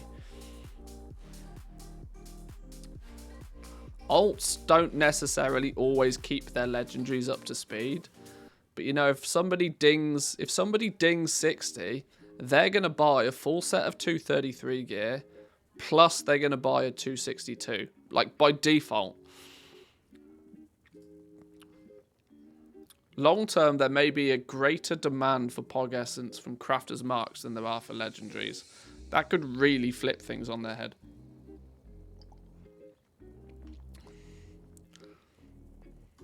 Interesting thoughts. Looks like the Pog Essence is no longer on the Great Vault vendor. Posted a screenshot on the Discord. Yeah, I took a little bit of a look on there the other day. It's been data mined that it should be on there, but I think that that's preparation for 9.2.5, or it's their preparation for a hotfix when they realise that Pog Essence is too expensive and too rare. Yeah.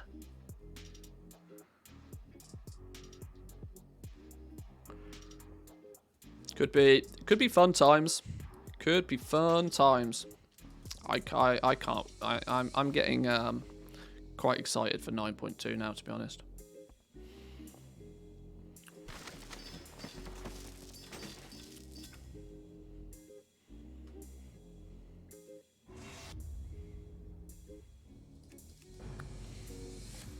Have we been selling anything? Not with our bank character logged out.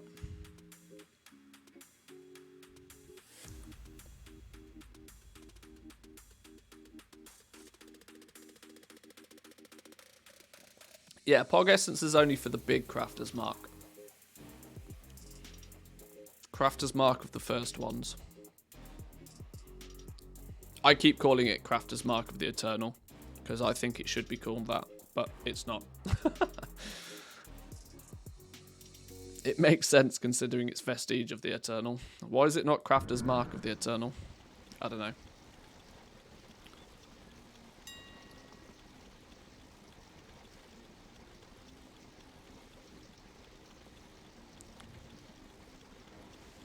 Hello, game. Is it dead? No, we're good.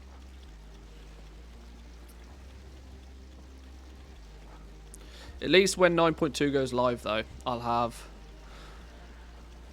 a couple of weeks to get my trade school master in place, because I worry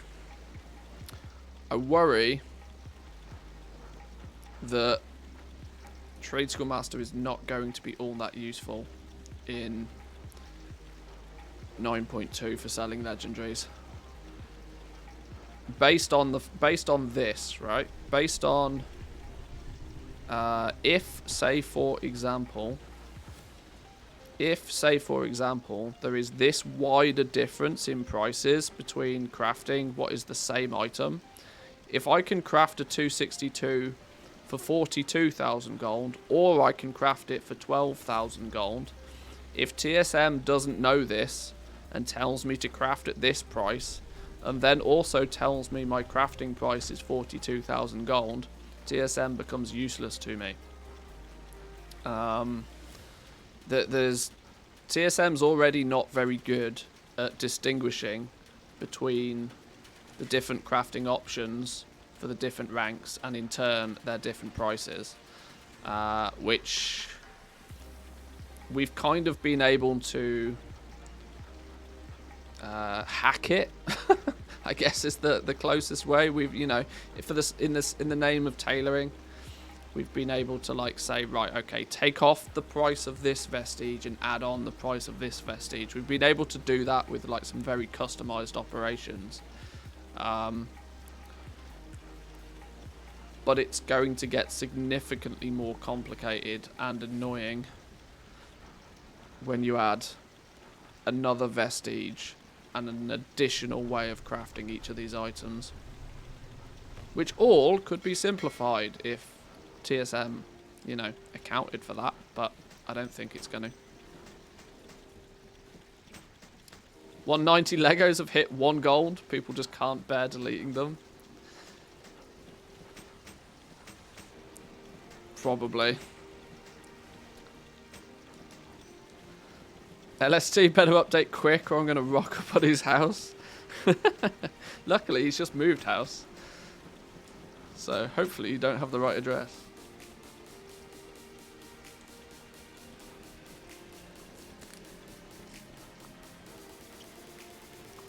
How would you propose that they logically account for it?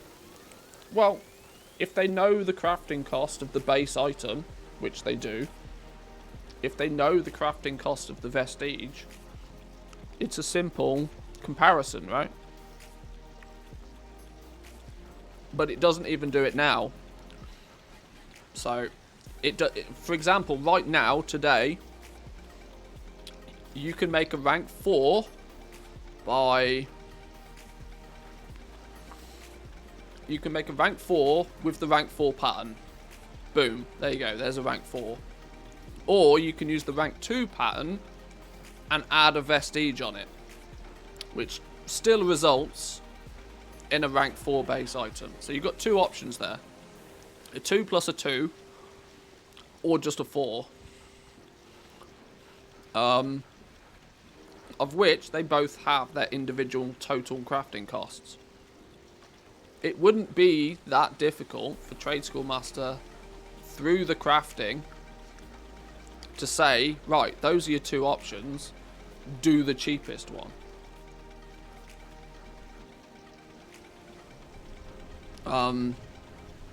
But it doesn't, so.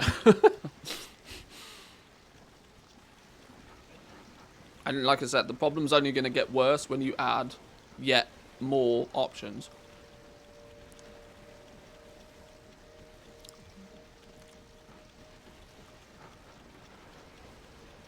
What if the player doesn't do that? Well, then their crafting cost is just wrong. The worst case situation is people craft their items using the more expensive method of crafting, and then are just way out of tune with what other people have done. Utilizing the crafting price source, it's only good if it's accurate. And this is the problem. Soon as there's a scenario where it's not accurate, you probably just shouldn't use it at all. And then we get back into 9.1 situation again. In 9.1, where TSM just basically didn't support legendary. Sorry, 9.0.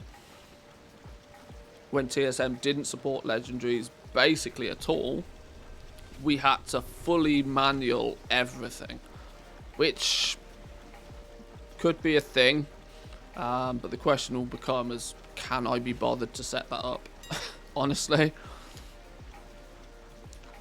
I don't know.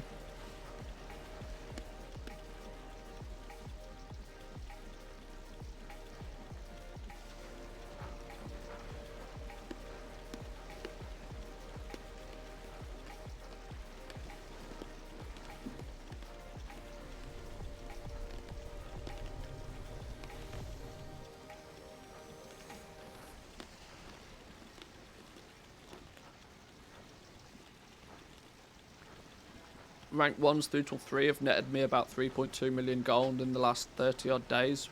Been pretty neat overall. I mean, if you can sell them, great. I, for the most part, just purge them. Like, my 1s through till 3s, I just don't care what I get for them. I consider it a cost of doing business. You can, considering we know that it's the rank 4 recipe that is basically your ticket to profit. Anything before that is just considered leveling. People don't craft using the rank 4 pattern unless they're looking to do it profitably, because why would you? So either the rank 4s or the 6s, because, you know, a 4 plus a 2.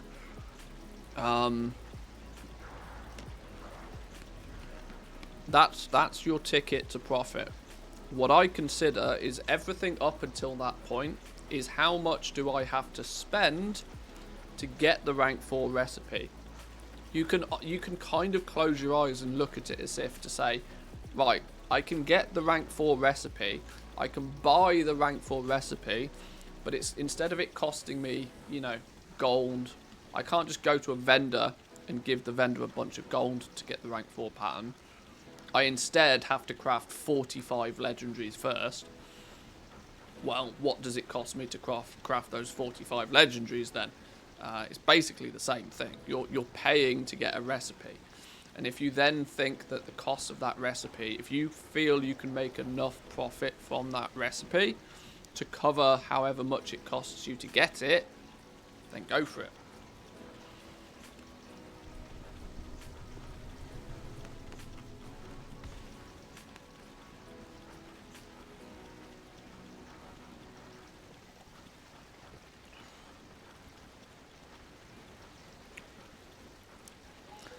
Have you tried setting the Korthite crystal value to be super small, like 1 silver or something, just to check if TSM does choose a vestige or a rank 4 or not? Not for a while, but I simulated that scenario way back when.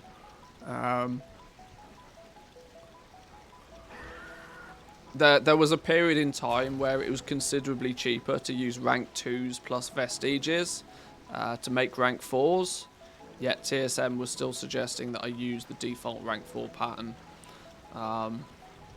So it wasn't even a case of me having to simulate it. It was real that the best way to make rank 4s was actually to use vestiges on rank 2s. It's not been like that for a while, but that's because on most realms Korthite crystals are too expensive. But back when we had that weird period where Quarthite crystals were like 100 gold a piece, it was super worth using them for crafting lower level legendaries. But TSM would never suggest you do that. I would still choose to manually craft a bunch of those things and just consider the difference just a bonus. Hello, wives. Who's just chilling? Any of us? Chilling.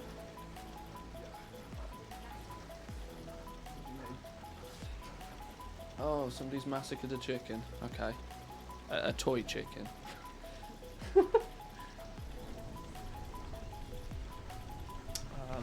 No, I'm okay, thanks. I've just had some touch.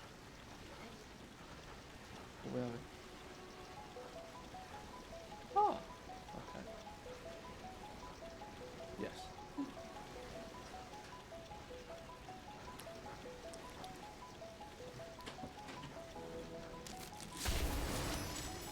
What are we selling? Hey!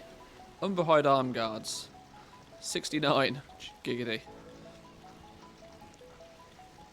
Did you say wives again? No. I don't know. I said wifes with an F. Which I don't think makes it any better, but yeah.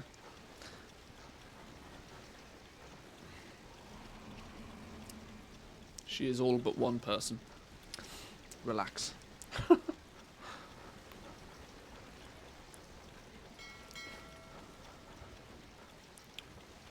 What's this character doing and why is he over here? I know why this cat. Oh my god, look how tragic this guy's gear is.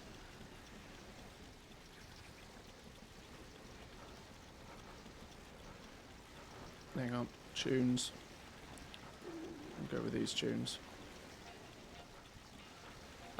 This dude is here. Why is this dude here? I still think I don't even think I've unlocked the Archivist Codex even on this character. Jesus. Final rank of blacksmithing Legos, then I'm done. Finally. That'll be yeah, the nice thing about legendaries is you start making gold when you stop leveling. Soon, for as long as you're leveling, you never make any gold. You literally never make a penny. If I show you, this is something we should probably be doing. Let's load up Draenor. This is the realm that we're actually progressing on. I genuinely don't feel as if I've done anything this stream other than just dance around and do nothing. My day has been completely blown out of the water by getting that love rocket. I never expected to get that thing. Let's go Draenor real quick.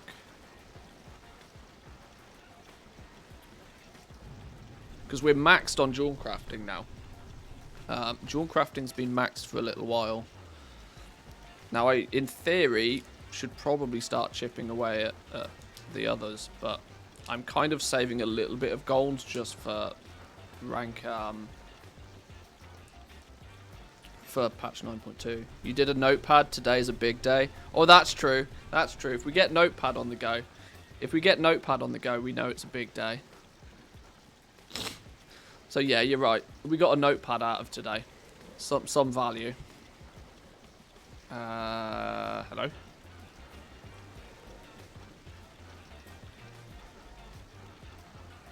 There is one enchanted lightless silk on the entire server.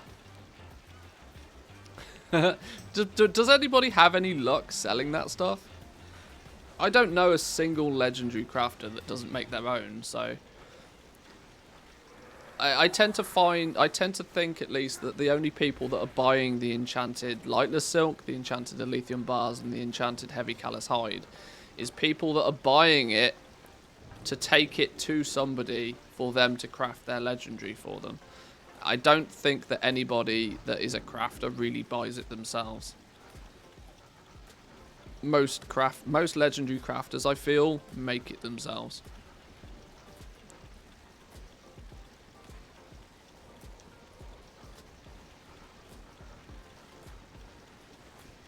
What's going on here? Why are we...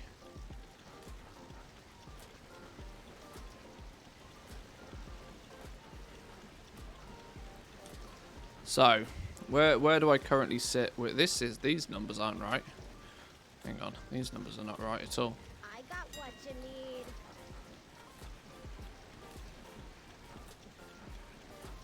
Ooh, try my hard body. There we go.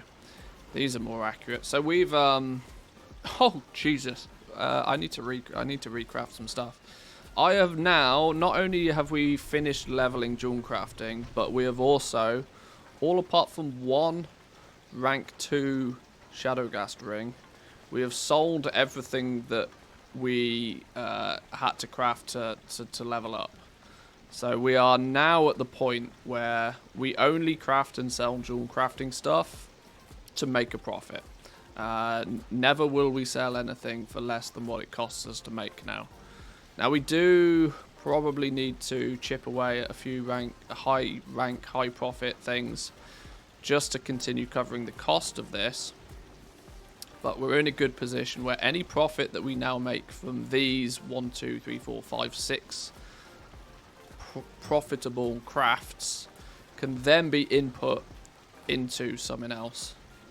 I might actually spend a bit of gold just making one of everything. How much is it going to cost me to craft one of everything? One of every leatherworking, tailoring, and yeah. I wonder how much it's going to cost me to craft one of all of those. Just so I unlock all the pricing for it.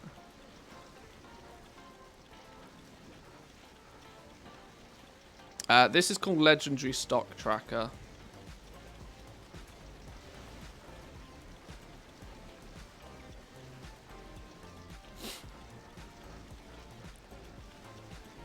Let's see what the damage is on a restock on Draenor.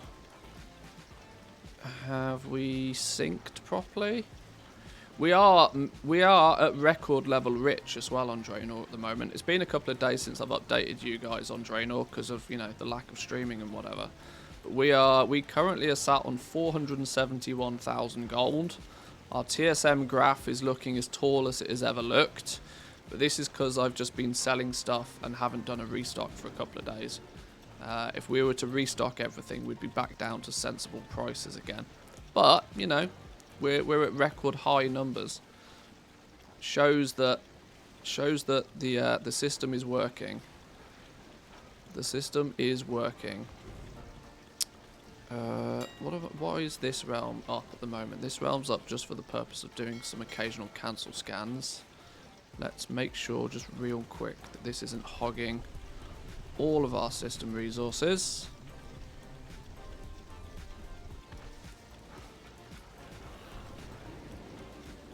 No, what?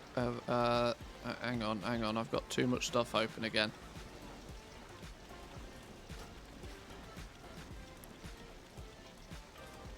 Right, you're on the lowdown, which is good. Right, you're on the low as well. Great. Right, what's the damage on a full restock then? Excluding legendaries on Draenor. Oh, beautiful. Not that much at all. Get rid of the shit that I don't care about anymore. All the stuff that takes ages to craft. Yeah, can those off. 60 heavy... Oh, heavy desolate armor kits we will craft. Bandages, see you later. We're not crafting those. Okay. Oh, well that's relatively quick and painless. Oh, beautiful. Okay. Let's just bang out a quick restock on here then. Task list. We need some stoof. We need a bunch of vendory things. We need to craft some Shadowgast ingots, make some of those, make some of these. Okay, right. No sales on reset day. Seems like people are holding back for 9.2.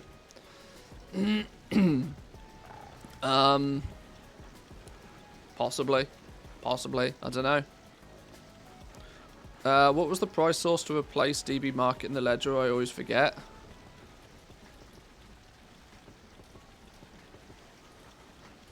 That one.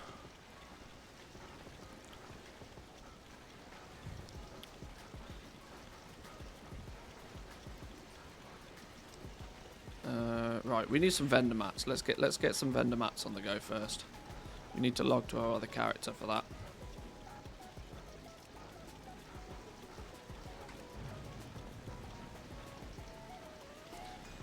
Being a goblin gets maximum vendor discounts from the word go.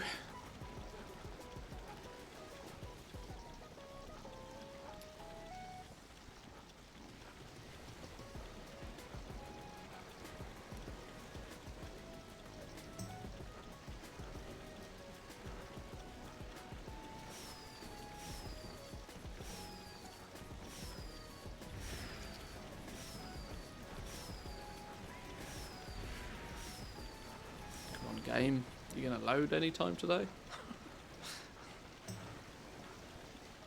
I tell you what, it might be. We upgraded our graphics card a month or two ago. It might not be too far away from updating the processor. I think, and I need more speeds. I need more fasters.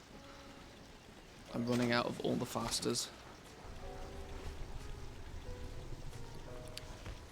Right, let's buy some vendor mats then. We need, what are we going to need? We're going to need lay strike settings, which is not on this dude.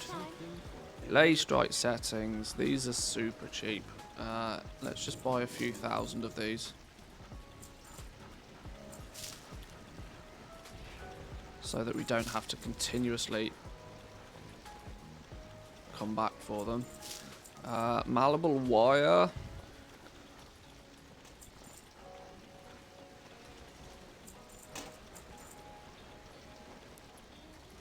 We'll buy a couple of thousand of this as well, just for some spares. Let's get that sent over.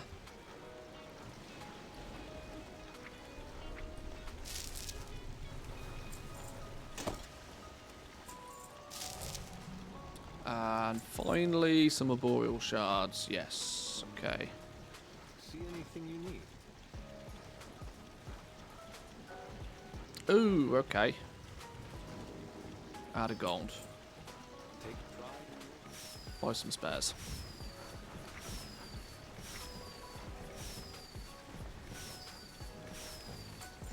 Beautiful. Sat in Orgrimmar on Draenor? Did you leave Dinnock in Booty Bay with the other bots? Temporarily, yes. Temporarily. There was a day where people were pretty persistent on killing the auction house dude, so I was like, screw it, I'm going to Orgrimmar.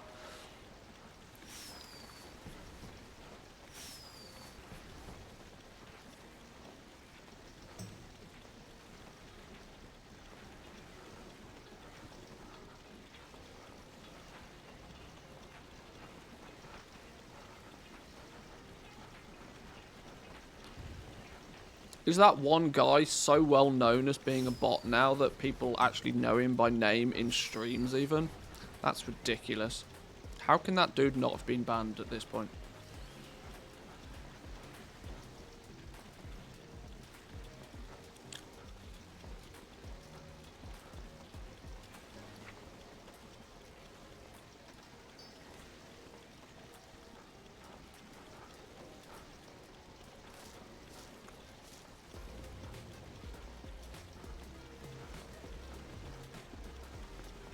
Maybe it's a GM goblin. Hey, maybe.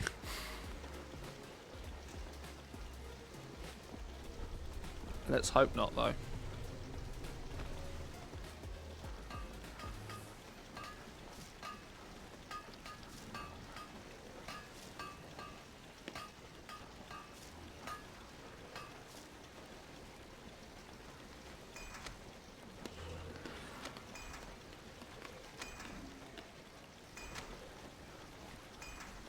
Yeah, Booty Bay is kind of the ultimate lazy man's auction house, because you can get to everything without moving.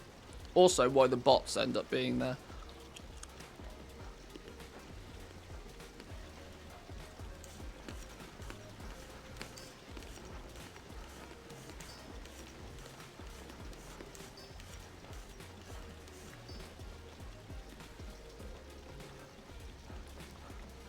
It's interesting how a single event can change an alt's life. One of my auction house alts is in Ironforge simply because Stormwind was in Plague in the pre-patch event. It's now been more than a year. True.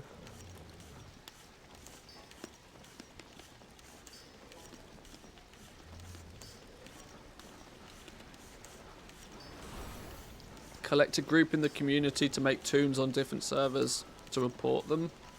I think that's probably considered brigading, which is also justice against the TOS. So I won't be doing that.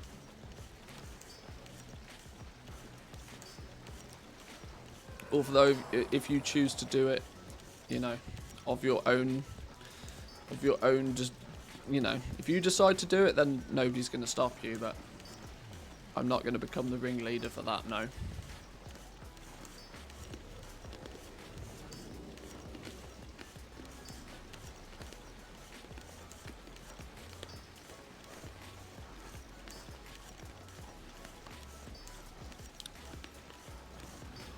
I know a buyer when I see one. Any cheap materials. Lay strike at 6 is not necessarily as cheap as I'd like it to be, but we will buy all of it regardless. That's actually above market average now. Lithium, we need a bit of lithium. Wow, this stuff's expensive. Holy smoke. We don't want too much of this then.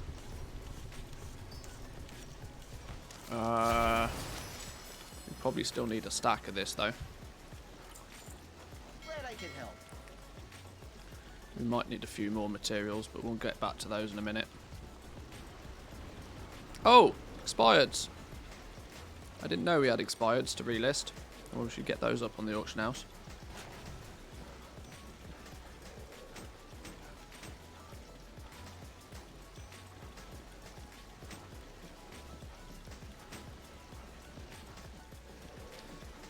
Why? What? Firefox using 5 gig of memory to?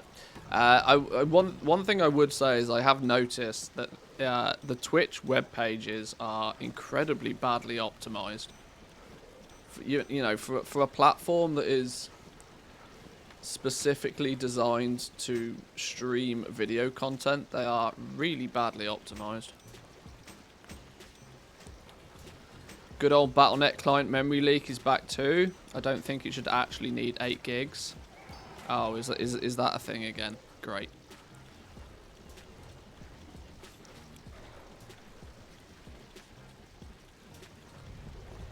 Firefox has an NFT miner in it now. Oh god. Oh god. The world's gone NFT mad.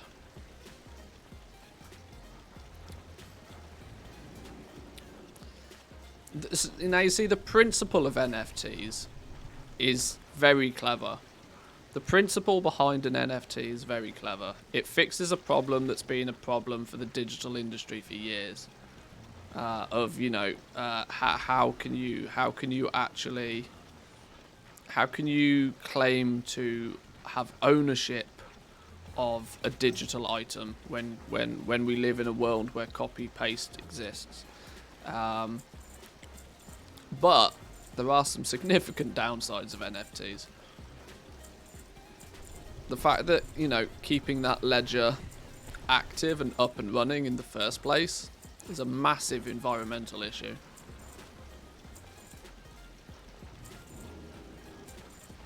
Because decentralized systems are great and all if it didn't require so much power to keep them active.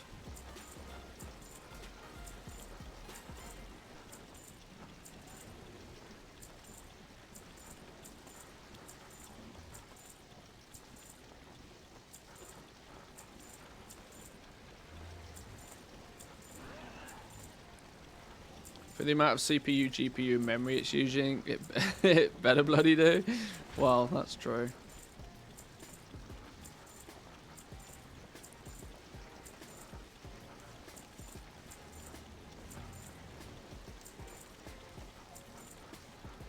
Because if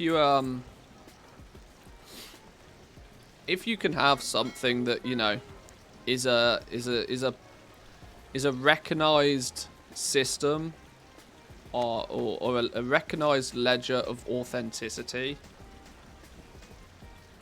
it definitely goes a long way in the digital market. But there is definitely way too much hocus pocus about NFTs at the moment because they're in such an infancy.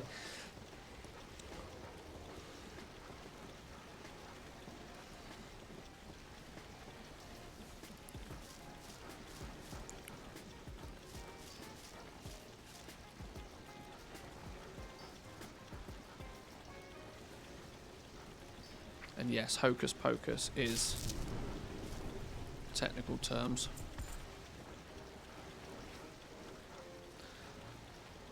The amount of power required isn't necessarily the issue, it's the method of power generation. Well, that's true. If you were to, you know, naturally generate the energy needed for it, you know, if it was to be restricted to only fully renewable natural sources of energy, then sure. But yeah, if you start burning coal or oil to power your blockchain, you've got a problem.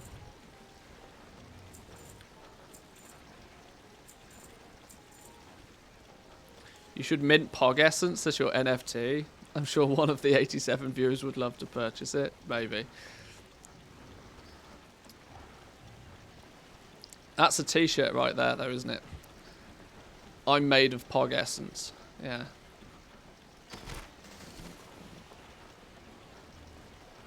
Not usually am I fans of generic content creator / influencer merchandise, but Pog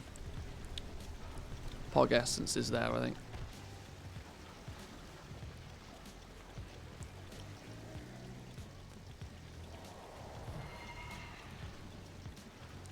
I'm a member of a group of anti-NFTs, and all we want to see is the crypto bro get majority burn and government start to outlaw, ban them, or make it highly illegal to do.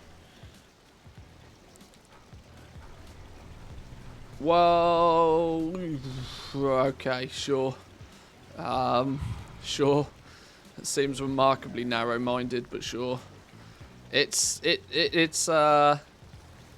It paints the same picture to me as, you know, newspapers getting scared of social media. You can't prevent the inevitable from happening. We already live in a digital world. Arguably, what is the necessity for huge corporate corporations to be required to manage simple things as ownership rights? Arguably, they're not as essential as they were 100 years ago. And I'm talking about banks now, for reference. With technology in place to decentralize it, restrict people's ability to own people's information, there is some plus points to it. Yes, there's also a lot of downsides, but there is definitely still some plus points. Somebody whispered me on one of my clients. Who was it? Where was it? Oh, somebody trying to get me to join a guild, of course.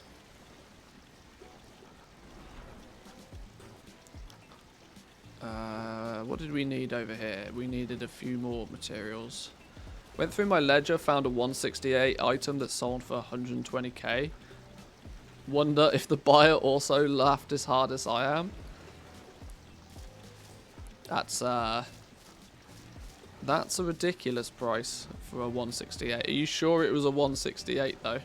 Because don't forget that the TSM ledger doesn't actually properly track the item level of what sold.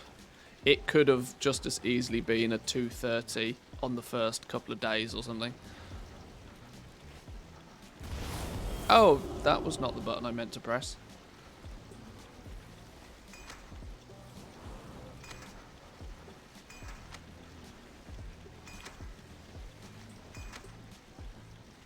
Probably when people dropped selling them for item level 200s, maybe.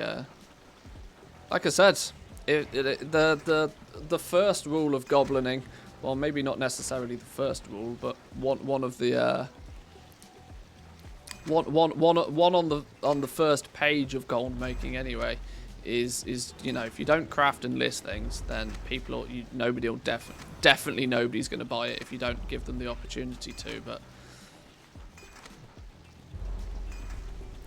I don't care why they buy it. Yeah, see, this is it. Like, if you don't give people the opportunity to buy something, then they can't. This is why you want to keep your stuff listed, even if it seems ridiculous. I come across this a lot more frequently than I used to now, or ever since I started offering out my Trade School Master profile to people. And people are now, as they're getting into gold making, they're picking up my TSM profile, and you know, they're running their first, you know, their first restock, and they're seeing lots of things in their crafting queue. And they are quite rightly questioning a lot of the stuff that is in the crafting queue. But it's only there because it's potentially profitable to sell it. And now, as far as current content stuff is concerned, it's a pretty safe bet that you're going to sell it. And it surprises a lot of people. The same rule is not true for past expansion stuff, by the way. Just before people jump down my throat about not everything that TSM says is profitable actually is. I know. Most of the stuff that TSM says is profitable is not. But if it's current expansion stuff, it's a lot safer.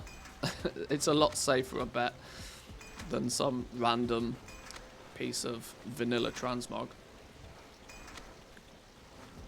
But it's often very surprising to people just to see the things that they could be crafting and listing. And more importantly, people are often very surprised why they sell. We see this every patch with the Crafter's Mark gear. Every single time we get new Crafter's Marks, the first thing that people tend to, the very first thing people tend to say is, right, well, should I stop selling the old ones? Well, I mean, you can. I wouldn't. I'd continue to sell them because people still buy them. Because people don't always, you know, do the thing you expect to be sensible.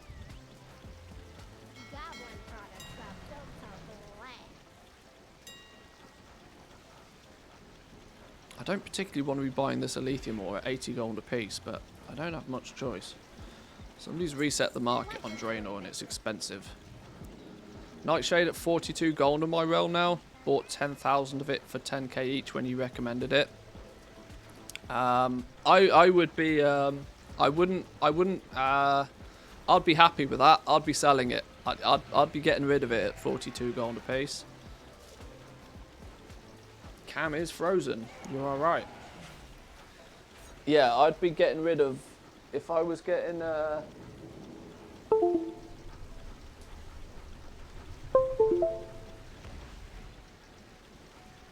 we're saved? We're saved.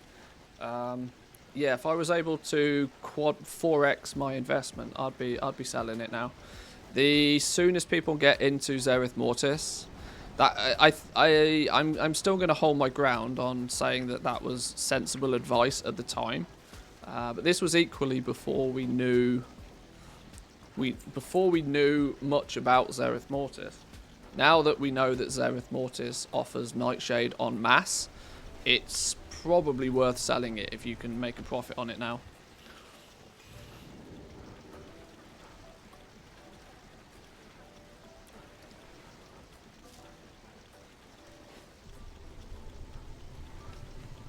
Which cannon do you use for your M50?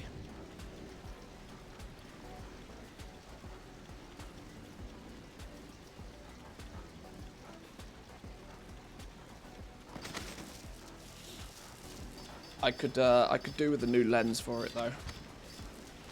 I could do with a slightly more wide angle lens for it.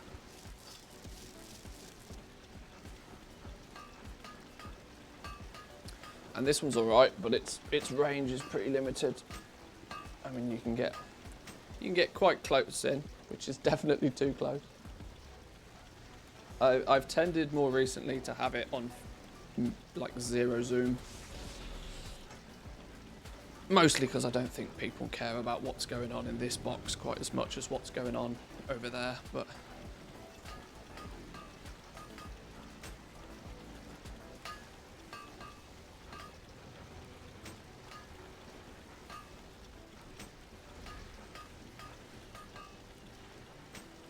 See, this is still crafting 117 gear. Here's an example of a 168 that we're only crafting now because A, it shows us being profitable, and B, it means we've probably sold one recently. 87 gear. 87 gear has been flying off the shelves as well because people apparently are leveling alts again.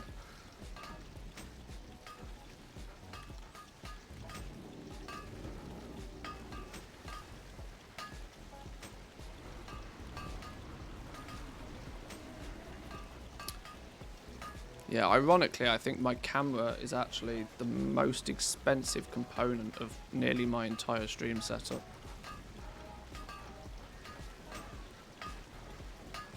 Which is probably not the most sensible use of money for a live stream, but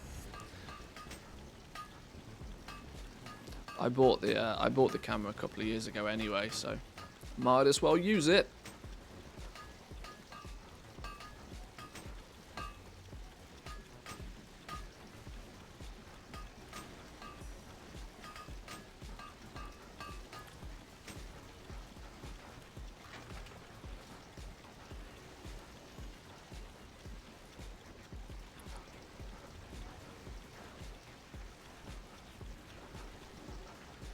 Let's not do jewel crafting yet, because that's going to send off...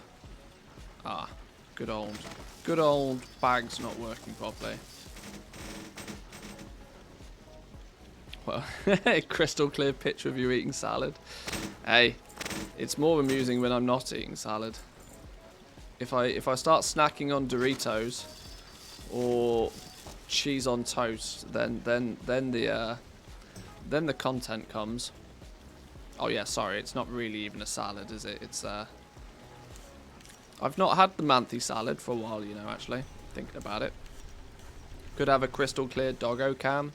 Yes, we have doggo cam, but doggo cam is a C920 webcam. Oh, you can't even see doggo. Doggo has missed the bed again. Doggo has missed the bed. Hey, Booze. She's like, what the fuck is that thing? Hellos. Yeah. Back in her bed. Back in the bed. Who's good like that? Good girl. Good girl. There we go. Doggo in the bed.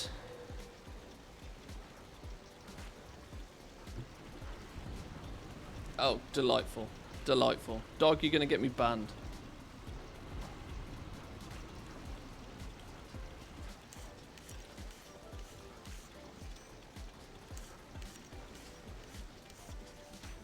Gonna have to change the topic to like hot tubs or something.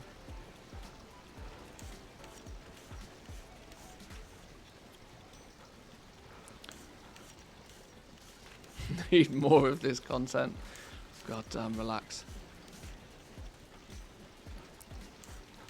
I have 2 doggos, but you only ever see one. The other one doesn't particularly like chilling in here.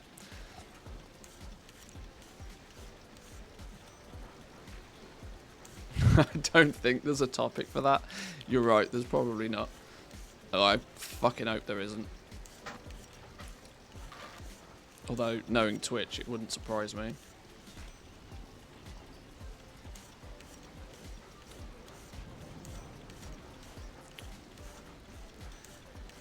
Do I, at this point, continue to craft, like, quite so many deadly Sinvir rings and quick octane necklaces? Well, the logic is still that the only reason I'm recrafting them is because they've sold, so yeah, I guess I am going to continue doing them. So, a dog in a hot tub stream? Oh god. I can barely get my dog to take a shower, never mind go in a hot tub. She's way too fluffy for that business. I think she probably if she if she goes in like when we go to our summer place, she'll often like run into the lake or the sea or whatever and go for a swim. And I think she probably triples in weight when she gets wet because she's that fluffy. What are we missing? It's saying that we're missing something. Is this another prime example of TSM not knowing what materials I have and don't have?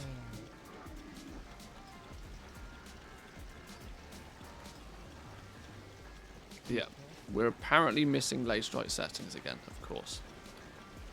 I knew buying some spares of these would be worth.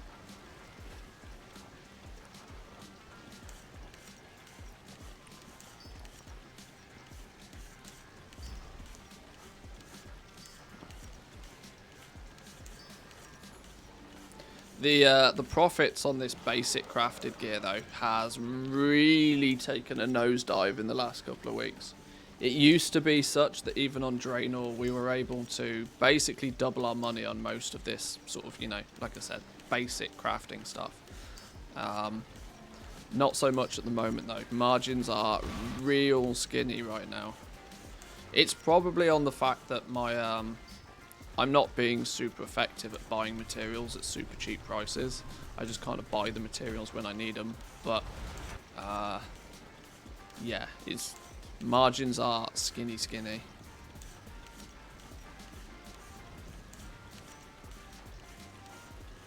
Also to why I've kind of slowed down on Draenor pushing into legendaries, because I'm not able to recuperate the costs very quickly at the moment.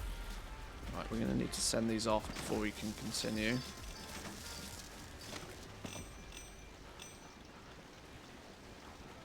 How do I always end up doing restocks on stream? It's one of the things I try to not do that often on stream, but somehow I always end up doing it.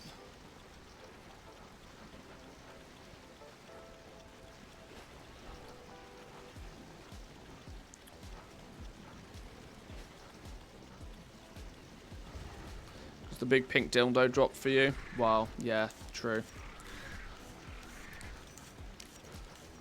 Scuppered my plans. Stocked a 5,000 arboreal shards on each of my crafters just so I don't waste time in 9.2 running to Ardenweld. I've got, I mean, it's supply is dwindling, but I do something similar. This is what I call my expensive tab. Where I usually keep a bunch of arboreal shards and all my spare Corthite crystals are in here. This was at one point, or not too long ago actually, just full of arboreal shards. I need to maybe do a restock.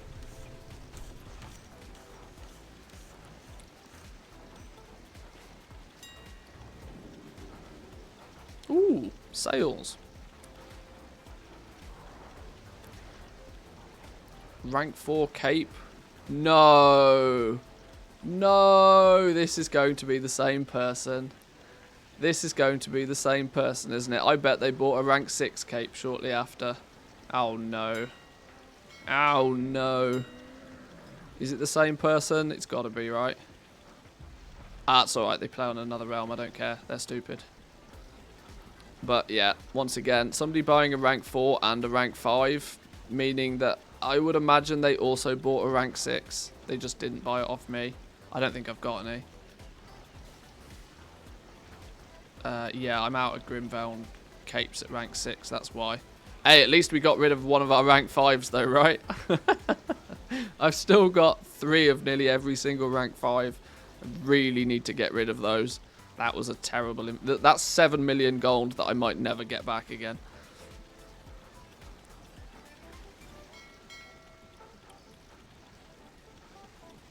No, this one. Here we go.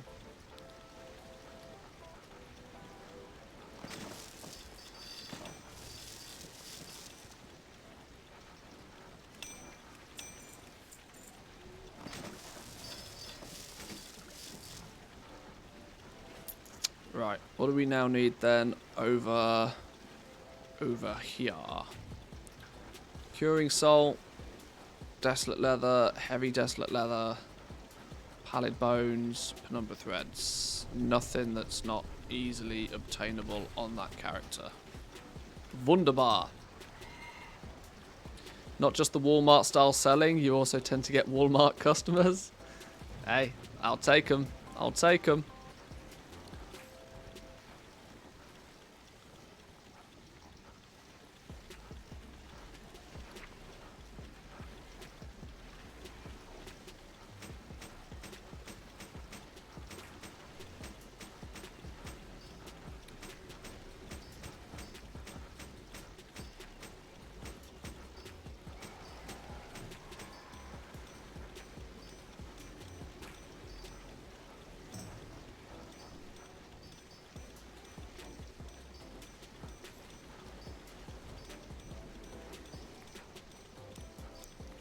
Kyrian Assault might be the last rep today for my engineer mount.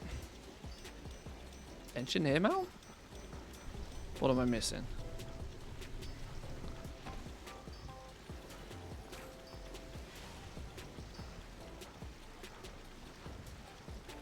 I know a buyer when I see one.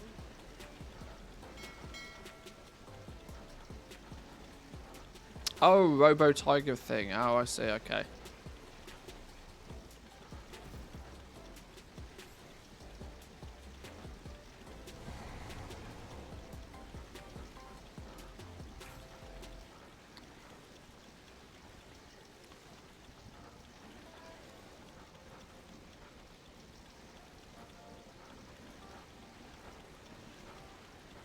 All this time I thought it's a mount. It's a pet.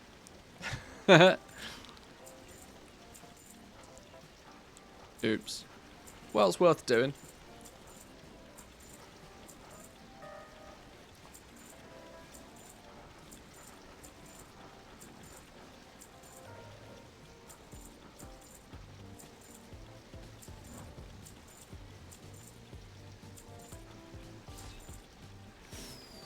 There we go. There's that listed.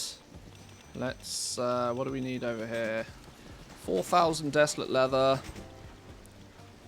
We're gonna need some gold on this dude, actually. Let's grab some desolate leather first, then. Luckily, that should be nice and cheap right now. What's 3 people trying to bait each other? Really? The 3 separate people trying to bait each other? Actual madmen. Actual madmen. Let's just buy 4,800 then. Whoa, whoa, whoa, whoa, whoa. Not 48,000. Let's send that over.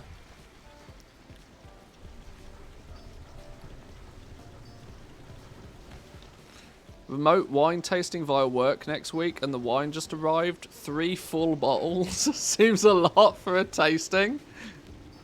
Hey, take it. Take it. Remote wine testing. Oh god, what kind of fancy pants company do you work for? Remote wine testing. Damn.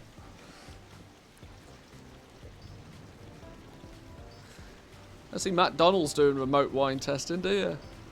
That's funny.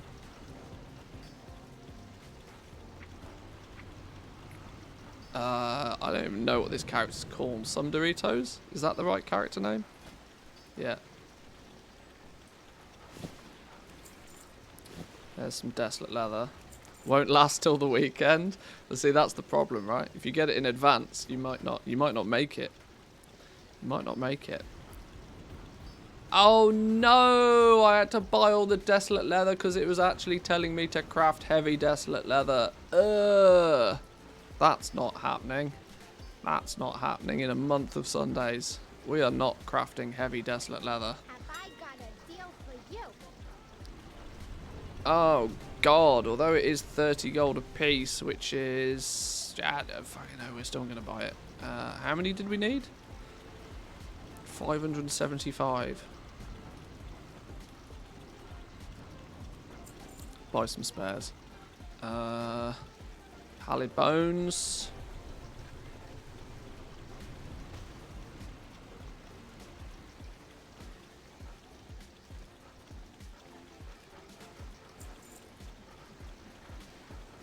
Right, that'll do. That'll do. Thank the betas now, maybe. A remote burger tasting? Yeah, I don't know if burgers go quite well with wine, but I could make it happen. I'd for science, obviously. For science. We'd give it a go for science.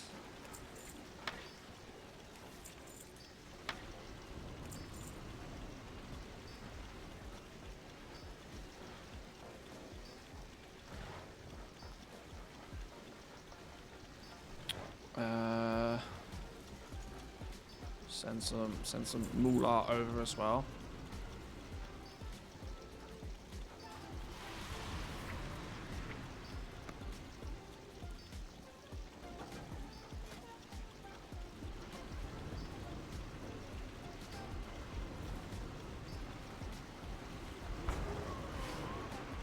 When does what start? When does what start? Love rocket farming? What do you need to farm for a love rocket for? I don't get it.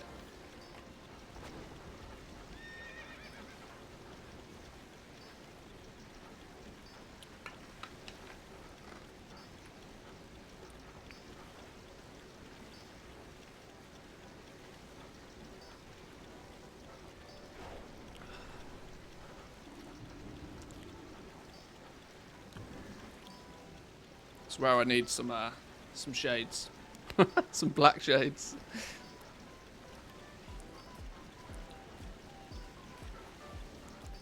How many tries? Oh, I wish I knew.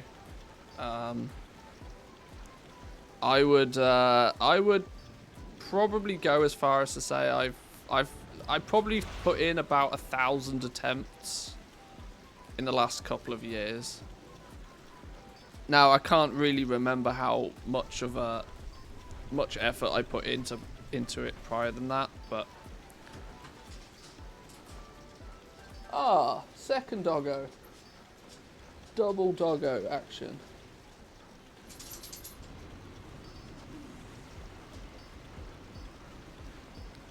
Look, I have got 2 dogs. I'll prove it to you. See, there's a black one.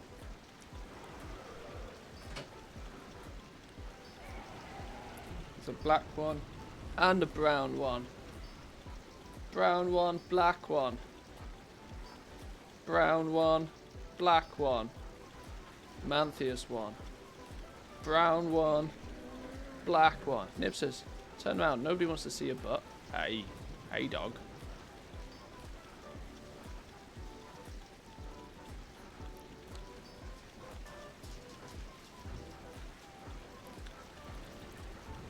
I told you I had 2 dogs.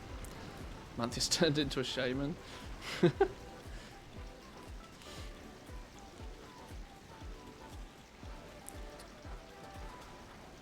Seeing at 1,400 tries someday, maybe. Please up your graphics set. Yeah, on this account, yeah, I can imagine it's tragic, isn't it? Yeah, you look, you don't even get the proper smoke coming out the back at the moment.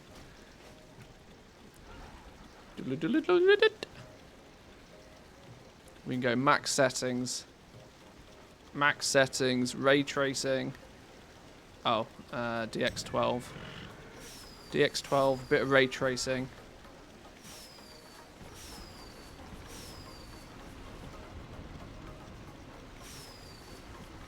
Now I've just broken it. I don't think. Oh, okay, sure. There we go. Maximum ray tracings. Now it's a better love rocket look. Now it looks better. A little bit more shiny. A little bit more shiny. Just remember, boys and girls, this is as close to this as you'll ever get.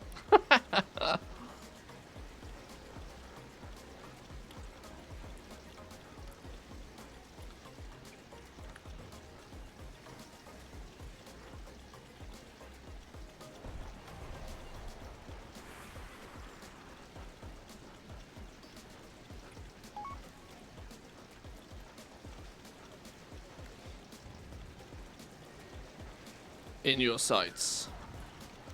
Anyway, yeah. What were you doing? Hey, get off! Who's this? Get off that stupid long boy. Oi! Looking at you. Oi! Move yourself. Move yourself.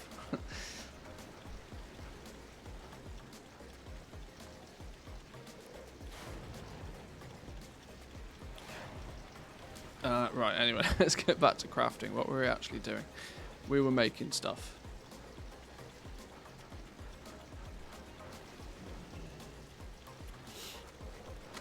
There was a blue post that they want to change the system for seasonal mounts, so next year... yeah, exactly. Yeah, next year everybody's going to have it. Luckily, I got 12 months. I got 12 months to use it before everybody gets it for free. By then, whatever.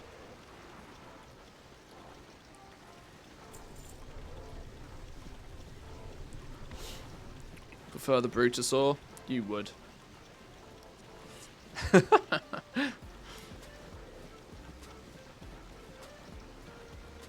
Much better, looks like a 2010 game, yeah.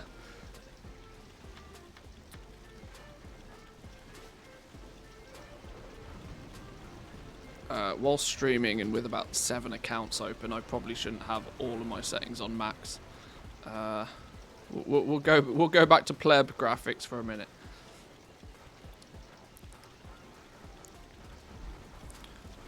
Auction goblins don't need big graphics. Always in stock.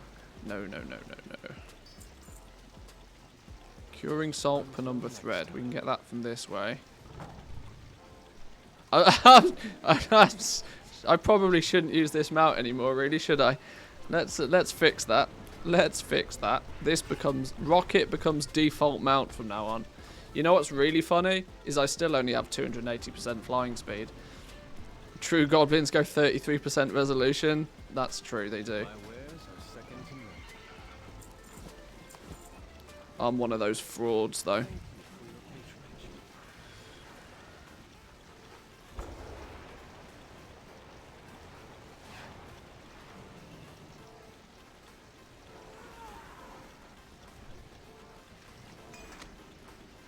33% fancy.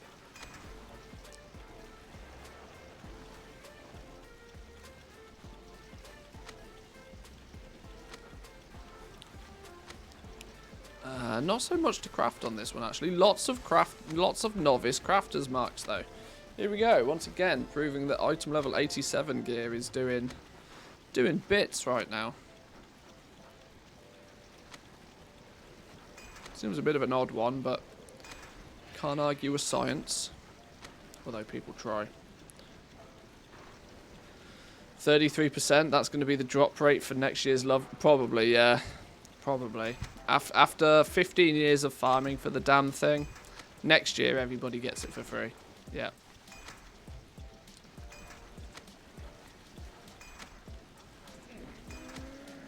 I feel for the people that, you know, have put in 15 years worth of farming, still won't get it, and then everybody gets it for free. That's really a kick in the teeth.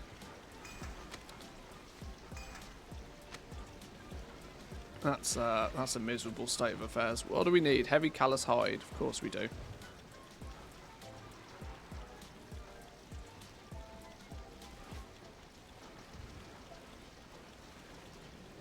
Cha-ching! Heavy callous hide. That's nice and cheap, isn't it?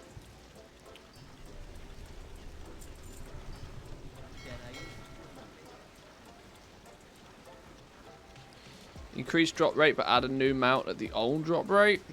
See, I don't mind there being like super duper mega rare things. It makes sense to me, because then it, you know, it is actually a rewarding thing when you do get it. If you put the time and the effort in to get it, then, you know, here's something for your time and effort.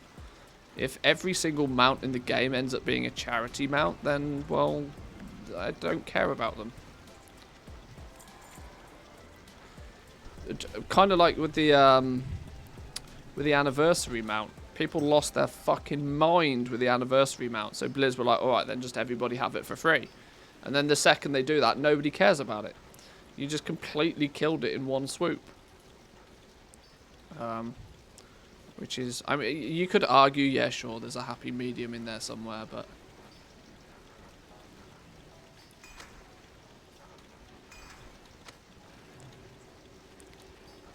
Ride into the sunset with my old on grub mounts and just laugh at the rockets. Well, I got myself the Swift Zullian Tiger. I got that one. There's also some Raptor thing as well, isn't there? I don't think I've got the Raptor.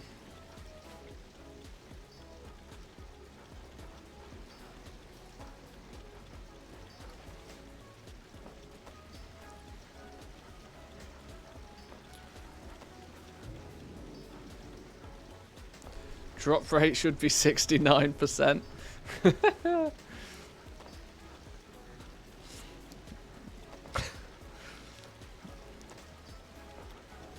Love is more than in the air. Need more black market auction house videos for the meme content. I'd happily make more black market auction house videos, but even with all of my wealth in the game, it pains me to spend 800,000 gold on a container, even if I get a mount out of it. You know it just, there's barely a single mount that's even worth paying stupid amounts for those containers. I wonder what the longevity will be with those containers, you know, because I have a feeling that the boosting community had a strong... Now, this is all hypothetical, don't shoot me. But I have a feeling that the boosting community had a strong, effect on the cost of those containers. Because the way the boosting community would often work is that of that you can pay for your boost with gold on any realm that you happen to be on. And so I imagine there's people out there that have got, like, just 1 million or so gold just randomly on other servers that is not really worthwhile to them in any way, shape or form. And so what do? They just blow it all on a container.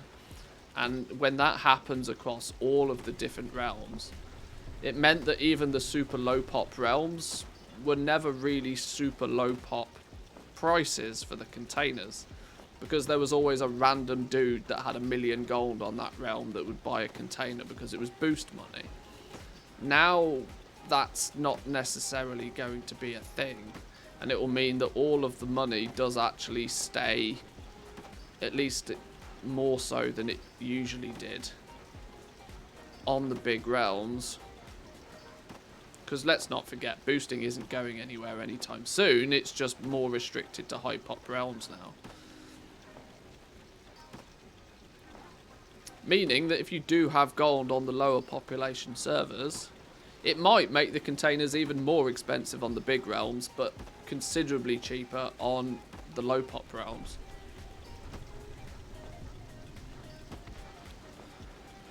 What realm has the lowest average price for containers? I don't think there's really any way to track it, is there? Is there anything out there that really tracks the price of what the containers sell for? Other than just people's own personal, anecdotal values?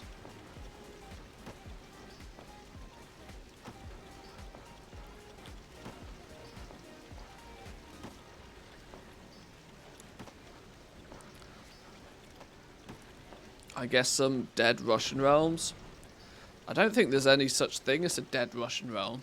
All of the Russians like to play on like a handful of realms, and they kind of film them pretty well, I think.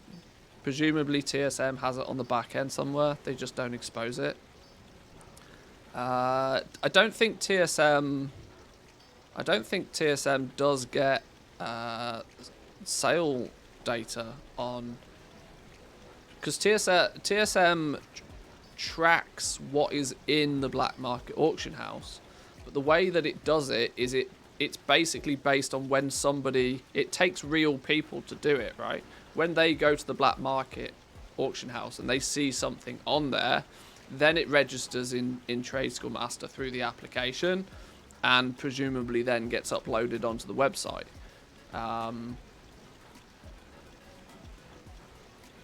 But that probably means that they don't really have great amount of information on all of the realms and all of the information all the time.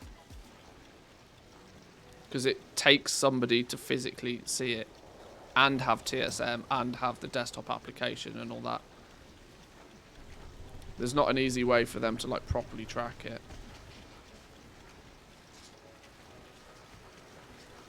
Samadan's holiday video opened my eyes to server hopping, both benefits and risks. See, Samadan's example though, one thing I mean, the emphasis to make with that is he's probably what you'd consider way above average in the first place when it comes to gold making, in terms of that he had 5 million gold on a super low pop server to begin with. And he was going from one extreme to the other. He was going from the most expensive, lowest population server, and he was transferring to the highest population and cheapest server. He was going from literally one extreme to another. And he still had to quite carefully calculate it to make a profit from it. If your realms are more in the middle, not necessarily, you know, if your realm is not necessarily the most expensive, the lowest population one on the planet, but is, you know, more, if you're trying to hop between a medium pop realm and a high pop realm, it's just not going to be really worthwhile you doing it. You can, like, the cost of, if you're trying to pay for the transfer there and back with gold, you're burning more than 1 million gold just to give yourself the opportunity of doing it. You're going to have to make significant bank by doing it. And the only way that you can make so much gold by doing it is if you have an awful lot of gold to begin with, to buy things, to then transfer, to then sell things, to then buy things to transfer back again.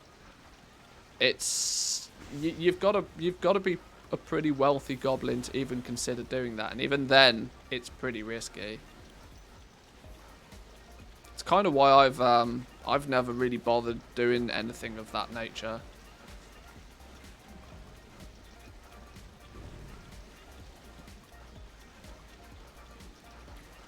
When the migration's on discount, it becomes very profitable. Oh, for sure. I mean, especially if they offer like if at any point there's like a free character transfer or something. If you happen to play on a realm where there's a free character transfer to your realm, then it's basically half price travel, right? Because you pay the price to go to the big realm, and you get your return ticket for free. And more importantly, yeah, I mean, let's say they do half price server transfers at some point. It's the same theory, right? But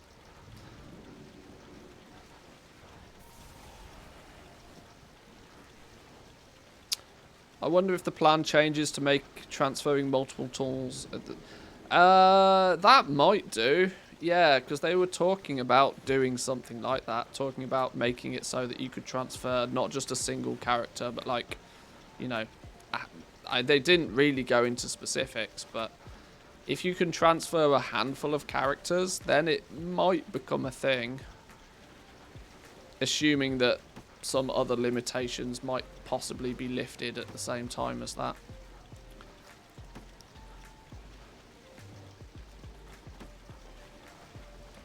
More importantly, though, I think what will happen very quickly, if they release like a bulk transfer thing, the small realms are going to be even smaller. The game is so heavily emphasized towards being on big realms now, even more so than it ever once was, I think. Because soon as you want to step outside of doing anything more than LFR, you kind of want to be on a big realm, right?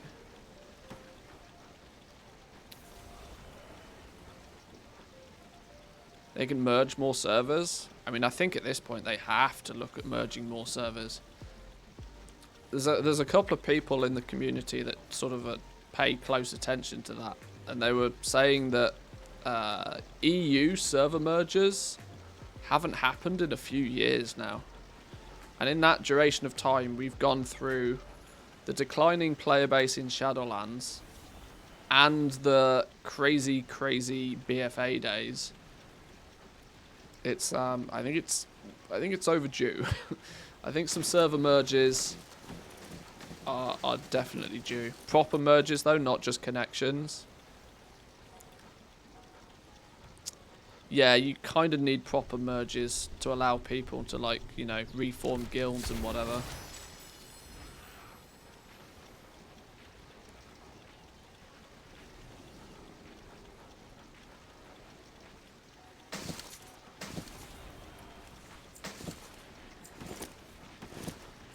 If they keep doing low pop plus low pop, dead plus dead. Yeah, dead plus dead is still dead.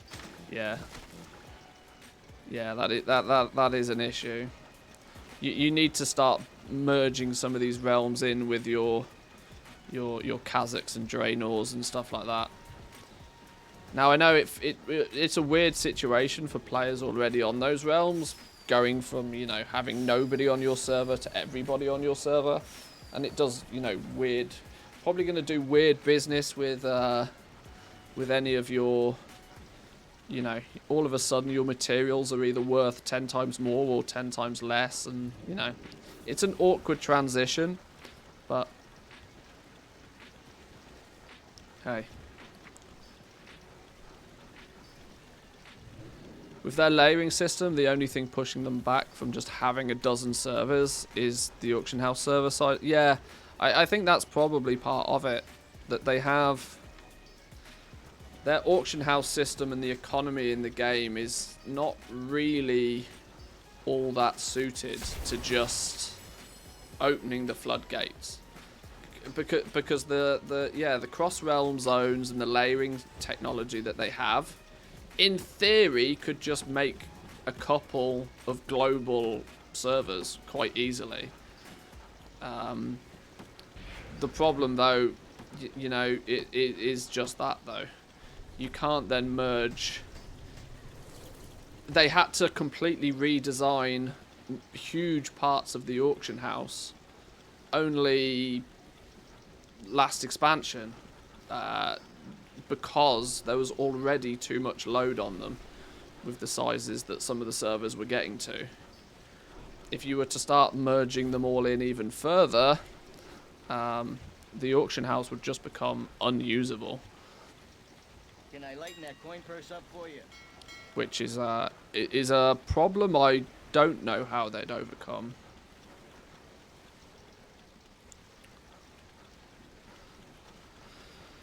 Imagine cancel scanning if there was only one big auction house. Yeah, see, this is the thing, right? They need to they need to fix it properly. They need to resort. If they need to resort to stuff like throttling, it's still only a half-assed effort. But yeah, the problem is that the auction house throttle is what feels like a band-aid fix in the first place, right? It doesn't feel like it was the ultimate solution. It wasn't a redesign of the auction house. It was like, oh shit, how do we make it so that people don't just hammer our servers with auction house load? Oh, well, we'll make it so that people can only interact with it, you know, 60 times a minute. It's a band-aid fix more than a solution. Hang on. Somebody's being logged out. Who's being logged out? You're being logged out. We need to do a cancel scan over here in a second. Just looking at this though, now we've done our restock on the basics over on Draenor. We are fully stocked with still over 300,000 gold to play with. We should probably craft up a couple of the legendaries that we're missing. which are rank 6 rings and necks. We still apparently have one rank 6 neck, but we don't have any rank 6 rings, although they're not super profitable right now.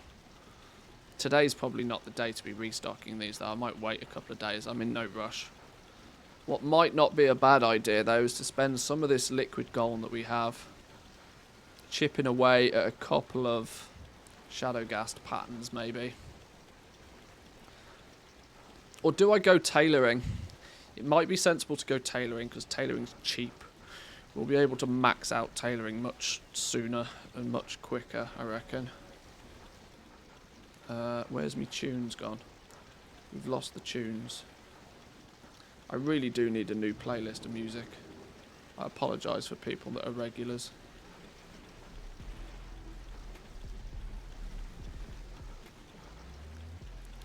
What's the damage on tailoring right now? Where's me cheat sheet? Where's me cheat sheet? If in doubt, do the maths. Let's just check that our prices are in check. Shrouded cloth. Shrouded cloth 1.5. I mean, that's vendor price. Lightless silk at 20 gold. Is lightless still? Is that 20 gold a reasonable valuation for lightless silk over here still? 22, 23. We can buy pretty much as much of it as we ever would need up until 24. So let's put 24 as our cloth. Lightless silk 24. What's the price of soul dust? Soul dust is 10.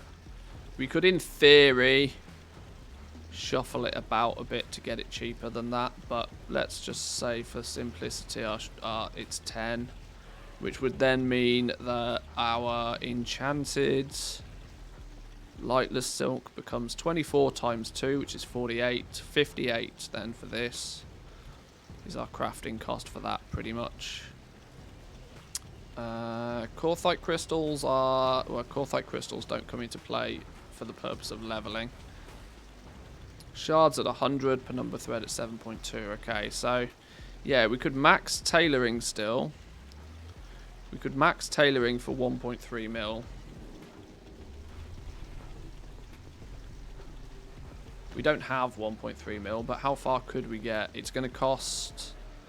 it costs us a little over 100,000 gold. Let's say worst case scenario, 180,000 gold per slot, and there's 9 slots. Excuse me. Or let's say an average, 150,000 gold to max out a slot currently. We've got enough gold currently to probably do 2. Yeah, not really worth right now.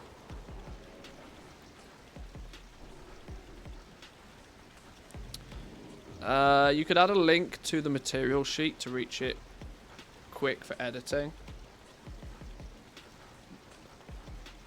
Yeah, I don't like this. I don't like this. I know the global material list was a big plus. But for little things like this, I'm not so much of a fan having to bounce between 2. Yes, I could make a link or something like that, but it's... then I find it difficult to easily... I mean, I know where the materials are because I built the goddamn sheet, right? But if you didn't, you then have... okay, ores, herbs, leather, cloth. Okay. I think I've made it logical into, you know, where things are, but...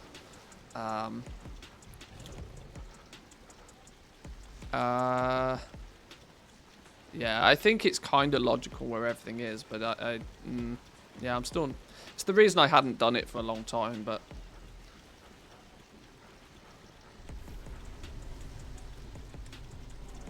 now... yeah, we're never going to get away from the fact that it's going to cost about 1.3 million to rank up tailoring. Yeah, maybe we're not rich enough to continue much further with legendaries on Draenor just yet. Maybe we should hang fire and try and cash cow a little bit of early gold on Draenor. See if we can. We'll see if we can make 1 million gold or something pretty quickly in the first couple of weeks, maybe. I don't know.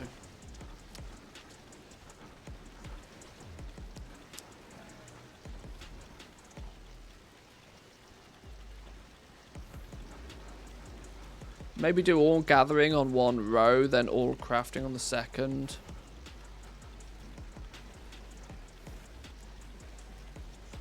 And potentially third. Oh, you mean... Huh? You mean like gathering the materials to cover the cost of rank 1s? Is that what we're saying? I mean, I'm absolutely not doing that, but... I guess.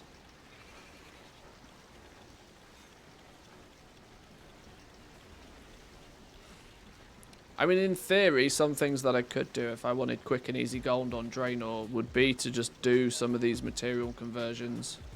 Or even vendor shuffles, to be honest, right now.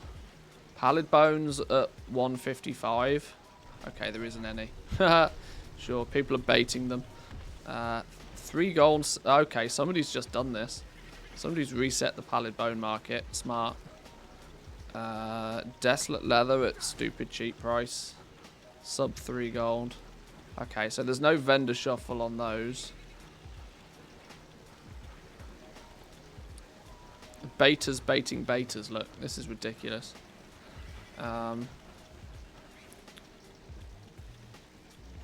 Leystrite is at 6 gold still. There's no easy shuffle business there. Shrouded cloth. You need it consistently below 1 gold 50 for vendor shuffle. So there's no quick and easy stuff. Shadowghast ingots, literally a double your money if you can be bothered to craft and sell them.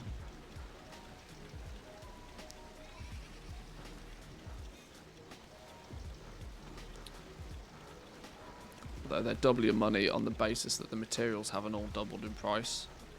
Whereas there's 3 and then you got Sinvir. Okay. Sinvir is expensive today. Yeah, I don't know. It's all too much like hard work. I'll continue just doing what I do, which is craft and sell. All this trying to, you know, work out shuffles and business, it's too much like hard work. Way too much like hard work.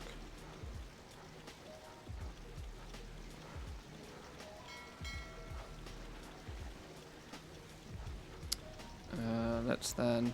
What have we got? What's our... This is actually probably something we should check. What's our ledger valuation looking like?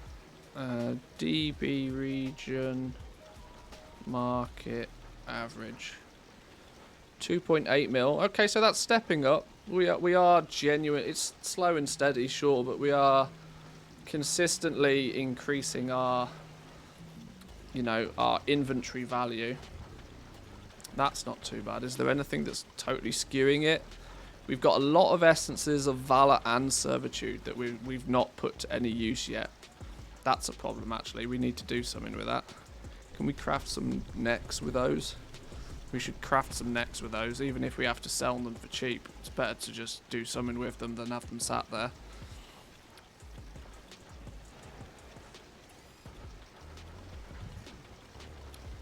Yeah, there's nothing that's heavily skewing the numbers, so that's pretty accurate. It's pretty accurate. Getting there, slow and steady. Draenor's a work in progress.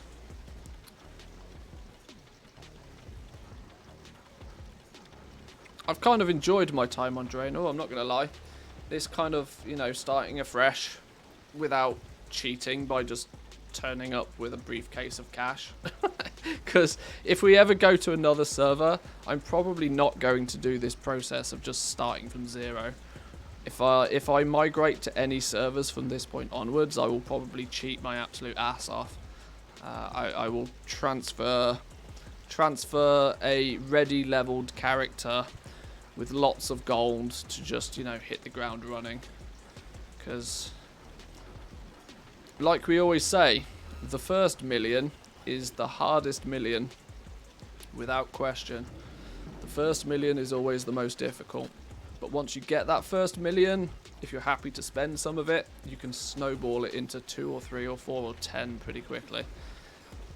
That's what I did on Tower and Mill for the most part. Skipped the tough fighty bit. Got straight into high level legendaries and just cash cowed for a few months.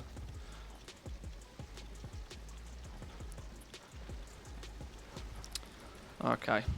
Okay. You can view 2 sheets in Google Sheets at the same time. And yeah, you kind of can you actually do it natively? I know you can just open the thing twice in 2 tabs. But is there a way to see 2 sheets side by side? Is that a thing?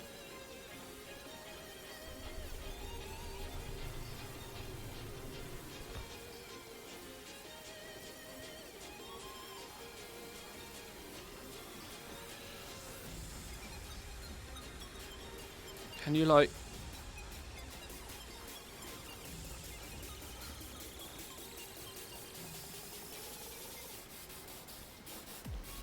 Because that would be quite... I mean, the fact that I don't know how to do it means that most others won't know how to do it, but I could always, you know, promote how to do it.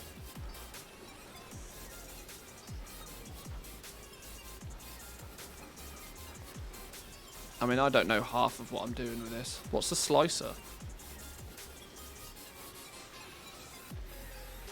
Don't know. Google Sheets side by side.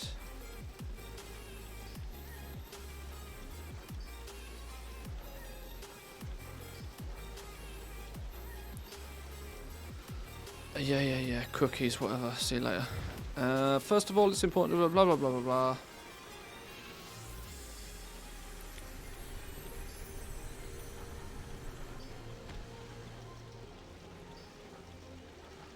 Open the Google Chrome, navigate to the sheets that you want to work with.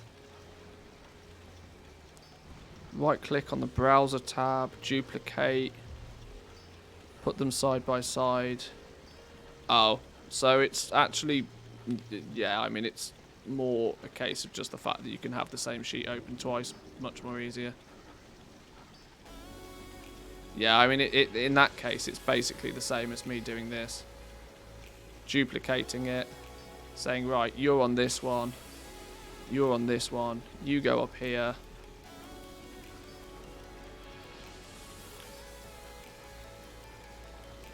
And then we can say, right, well, you and you. It's not very pretty, but, I mean, you can kind of do it. It's just a case of, yeah, you're just putting them side by side. You up there, you up there. Diddle-a-dur, diddle-a-dur. As if by magic, you can kind of say, right, well, actually, you know, let's have you over here. There's your material list. There's your spreadsheet. I mean, yeah, you can hack everything, but I mean, it's not native. It's not, you know, it's not pretty. But if I, for example, now, if I was to go, right, well, let's change shrouded cloth to 10 gold a piece. I can change it here, and it will, without me doing anything, also change here as well. So it's, yeah, you can kind of hack it, but it's yeah, there's not a button you can press that does it, unfortunately.